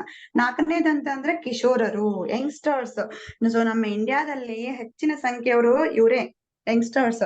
ಬಟ್ ಈಗ ನೋಡ್ತಾ ಇದ್ದೀರಾ, ಯಾವ್ದೋ ಡ್ರಗ್ಸಿಗೆ, ಯಾವ್ದೋ ಇದಕ್ಕೆ ತಮ್ಮ ಎಂಜಾಯ್ಮೆಂಟ್ ಸಲುವಾಗಿ ಏನಾಗ್ತಾ ಇದ್ರೆ ದಾಸರಾಗಿ ಅವ್ರ ಆರೋಗ್ಯವನ್ನ ಎಲ್ಲ ತಾವೇ ತಮ್ಮ ಕೈಯಿಂದ ಹಾಳು ಮಾಡ್ತಾ ಇದ್ದಾರೆ. ಅವ್ರಿಗೆ ನೀವೆಲ್ಲ ನಮ್ಮ DXN ಪ್ರಾಡಕ್ಟ್ ಅನ್ನ ಕೊಟ್ಟು ನೀವು ಏನ್ ಮಾಡ್ಬೇಕು, ಅದ್ರ ಬಗ್ಗೆ ತಿಳುವಳಿಕೆ ನೀಡಿ ಅವರ ಆರೋಗ್ಯವನ್ನ ಅವರು ಕಾಪಾಡಬಹುದು. 5ನೇದು ವಿವಾಹಿತ ದಂಪತಿಗಳು. ಸೊ ಇವ್ರಿಗೂ ಕಂಪಲ್ಸರಿ ಈಗ ಬೇಕಾಗಿದೆ. ಯಾಕಂದ್ರೆ ತುಂಬಾ ಇನ್ಫರ್ಟಿಲಿಟಿ ಸಮಸ್ಯೆಗಳು ಏನಾಗಿದೆ, ಹೆಚ್ಚಾಗಿದೆ. ಮಕ್ಕಳ ಆಗ್ತಾ ಇಲ್ಲ ಅಂತ ಹೇಳಿ ತುಂಬಾ ಒದಾಡಿ ಎಷ್ಟೋ, ಈಗ ನೋಡ್ರಿ ಮುಂಚೆ ಎಲ್ಲ ಇನ್ಫರ್ಟಿಲಿಟಿ ಹಾಸ್ಪಿಟಲ್ಸೇ ಇರ್ತಾ ಇಲ್ಲ. ಈಗ ನೋಡಿ ಕಾರ್ನರಿಗೂ ಇವು ಆಗ್ತಾ ಇದಾವೆ. ಯಾಕಂದ್ರೆ ನಮ್ಮಲ್ಲಿ ಫಲವತ್ತತೆ ಅನ್ನೋದಿಲ್ಲ. ನಮ್ಮ DXN ಪ್ರಾಡಕ್ಟ್ ತಗೊಳೋದ್ರಿಂದ ಏನಾಗುತ್ತೆ ಅಂತಂದ್ರೆ, ಈಗ ನೋಡ್ರಿ ಯಾವ ರೀತಿ, ಒಂದೇ ಎಕ್ಸಾಂಪಲ್ ಹೇಳ್ಬೇಕಂತಂದ್ರೆ, ನೀವು ಹೊಲ ಫಲವತ್ತತೆ ಇದ್ರೆ ಮಾತ್ರ ಬೀಜ ಹಾಕ್ದಾಗ ಅದು ಫಸಲ್ ಕೊಡುತ್ತೆ, ಹೌದಲ್ವಾ? ಚೆನ್ನಾಗಿ ಅದೇ ರೀತಿ ಕೂಡ ನಮ್ಮ DXN ಪ್ರಾಡಕ್ಟ್ ಅನ್ನ ನೀವು ಸತತವಾಗಿ ತಗೊಂಡಿದ್ದೇ ಆದ್ರೆ ನಿಮ್ಮ ಬಾಡಿಯನ್ನ ನೀವೇನ್ ಮಾಡ್ಬೋದು, ಫಲವತ್ತವಾಗಿ ಇಟ್ಕೋಬಹುದು. ಅವಾಗ ಯಾವುದೇ ಸಮಸ್ಯೆ ಇರುವುದಿಲ್ಲ. ಸೊ ನೆಕ್ಸ್ಟ್ ಹಿರಿಯರು, ಇವ್ರಂತ್ರು ವೆರಿ ಇಂಪಾರ್ಟೆಂಟ್. ಎಲ್ಲ ಹಿರಿಯರಿಗೂ ಕೂಡ ನಮ್ಮ ಸ್ಪಿರುಲಿನಾ ಸೀರಿಯಲ್ ಕೊಡಿ, ಇಮಿಡಿಯೇಟ್ ಕೋಕೋಜಿ ಪೌಡರ್ ಕೊಡಿ, ಇಮಿಡಿಯೇಟ್ ಇನ್ಸ್ಟಂಟ್. ಅವ್ರಿಗೆ ತುಂಬಾ ಇದಾವೆ ನಮ್ ಪ್ರಾಡಕ್ಟ್, ಎಲ್ಲವನ್ನು ಕೊಟ್ಟು ಅವರನ್ನು ಕೂಡ ನೀವು ರಕ್ಷಿಸಬಹುದು. ಸೊ ಲಾಸ್ಟ್ ರೋಗಿಗಳು, ಇದು ಕೂಡ ಅವ್ರಿಗೂ ಕೂಡ ನಾವು ನಮ್ಮ ಫುಡ್ ಸಪ್ಲಿಮೆಂಟ್ ಕೊಟ್ಟು ಅವರ ಡಿಸೀಸ್ ಅನ್ನ ನಾವೇನ್ ಮಾಡ್ಬೋದು, ಕ್ಯೂರ್ ಮಾಡ್ಬೋದು. So thank you so much for giving the opportunity. ನನ್ನ ganotherapy is my favourite topic. ನನ್ಗೆ ಇದನ್ನ ಸರ್ ನನಗೆ ಇಲ್ಲಿ ಹೇಳಲಿಕ್ಕೆ ಕೊಟ್ಟಿದ್ದಕ್ಕೆ ತುಂಬಾ ಹೃದಯಪೂರ್ವಕವಾದ ಧನ್ಯವಾದಗಳನ್ನ ಸರ್ಗೆ ಮತ್ತೆ ಎಲ್ಲಾ ಕೇಳುಗರಿಗೂ ನಾನು ಧನ್ಯವಾದಗಳನ್ನ ಹೇಳಲಿಕ್ಕೆ ಇಷ್ಟಪಡ್ತೀನಿ. Thank you. Okay, madam. Once again, good morning. Good morning sir. ನಿಮ್ಮ ಪ್ರೆಸೆಂಟೇಶನ್ ಅಂದ್ರೆ ಕೇಳ್ತಾ ಇನ್ನು ಇಷ್ಟು ಬೇಗ ಮುಗಿಸ್ತಾ ಅಂತ ನನ್ಗೆ ಅನಿಸ್ತದೆ. ಸೊ ಅಷ್ಟು ಚೆನ್ನಾಗಿ ಅಂತಂದ್ರೆ ನಿಮ್ಗೆ ಅಪ್ರಿಶಿಯೇಟ್ ಮಾಡೋದು, ಯಾವುದೇ ಒಂದು ಸ್ಪೀಕರ್ ಮಾಡದಿದ್ದ ಒಂದು ಕ್ವಾಲಿಟಿ ನಿಮ್ಮ ಹತ್ರ ಇದೆ. ಅದೇ ಏನ್ ಗೊತ್ತುಂಟಾ, ಏರಿಳಿತ ಅಂತ ಹೇಳ್ತಾರೆ ಅದಕ್ಕೆ. ಸ್ಪೀಚ್ ಅಲ್ಲಿ ಸ್ವಲ್ಪ ಏರಿಳಿತ ಮಾಡಿದಾಗ ಅದು ಅಷ್ಟು ಪಂಚ್ ಆಗ್ತದೆ. ಅದನ್ನ ನೀವು ಮಾಡ್ತೀರಿ. Really great. ನೀವು ಮಕ್ಕಳಿಗೆ ತಿಳಿಸಿದಾಗೆ ನಮ್ಗೆ ತಿಳಿಸ್ಕೊಟ್ಟಿದ್ದೀರಿ. ಸಣ್ಣ ಪ್ರಯತ್ನ ಅಷ್ಟೇ. All the best. ತುಂಬಾ ಒಳ್ಳೇದಾಗಿದೆ. ಮುಂದಿನ ಸಹ ನಮ್ಗೆ, ನೀವು ಬಿಸಿ ಇರ್ತೀರಿ ಅಫ್ಕೋರ್ಸ್ ನಿಮ್ಮ ವೃತ್ತಿಯಲ್ಲಿ. ಇದನ್ನು ಒಂದು ಪ್ರವೃತ್ತಿಯಾಗಿ ತಗೊಂಡು ಆಗಾಗ ಬಂದು ನಮ್ಗೆ ಒಂದೊಂದು ಪಾಠವನ್ನ ಹೇಳ್ಕೊಡಿ, ಒಳ್ಳೇದಾಗ್ತದೆ. Thank you very much madam. Thank you all. ಯಾರಾದ್ರೂ ಮೇಡಮ್ ಬಗ್ಗೆ ಏನಾದ್ರು ಕ್ವಶನ್ಸ್ ಕೇಳೋದಾದ್ರೆ, ಗ್ಯಾನೋಥೆರಪಿ ಬಗ್ಗೆ ಕ್ವಶನ್ ಕೇಳಿದ್ರೆ ಅವ್ರಿಗೆ ಅಪ್ರಿಶಿಯೇಷನ್ ಅಗತ್ಯ ಇಲ್ಲ, ಬಟ್ ನೀವೇನಾದ್ರು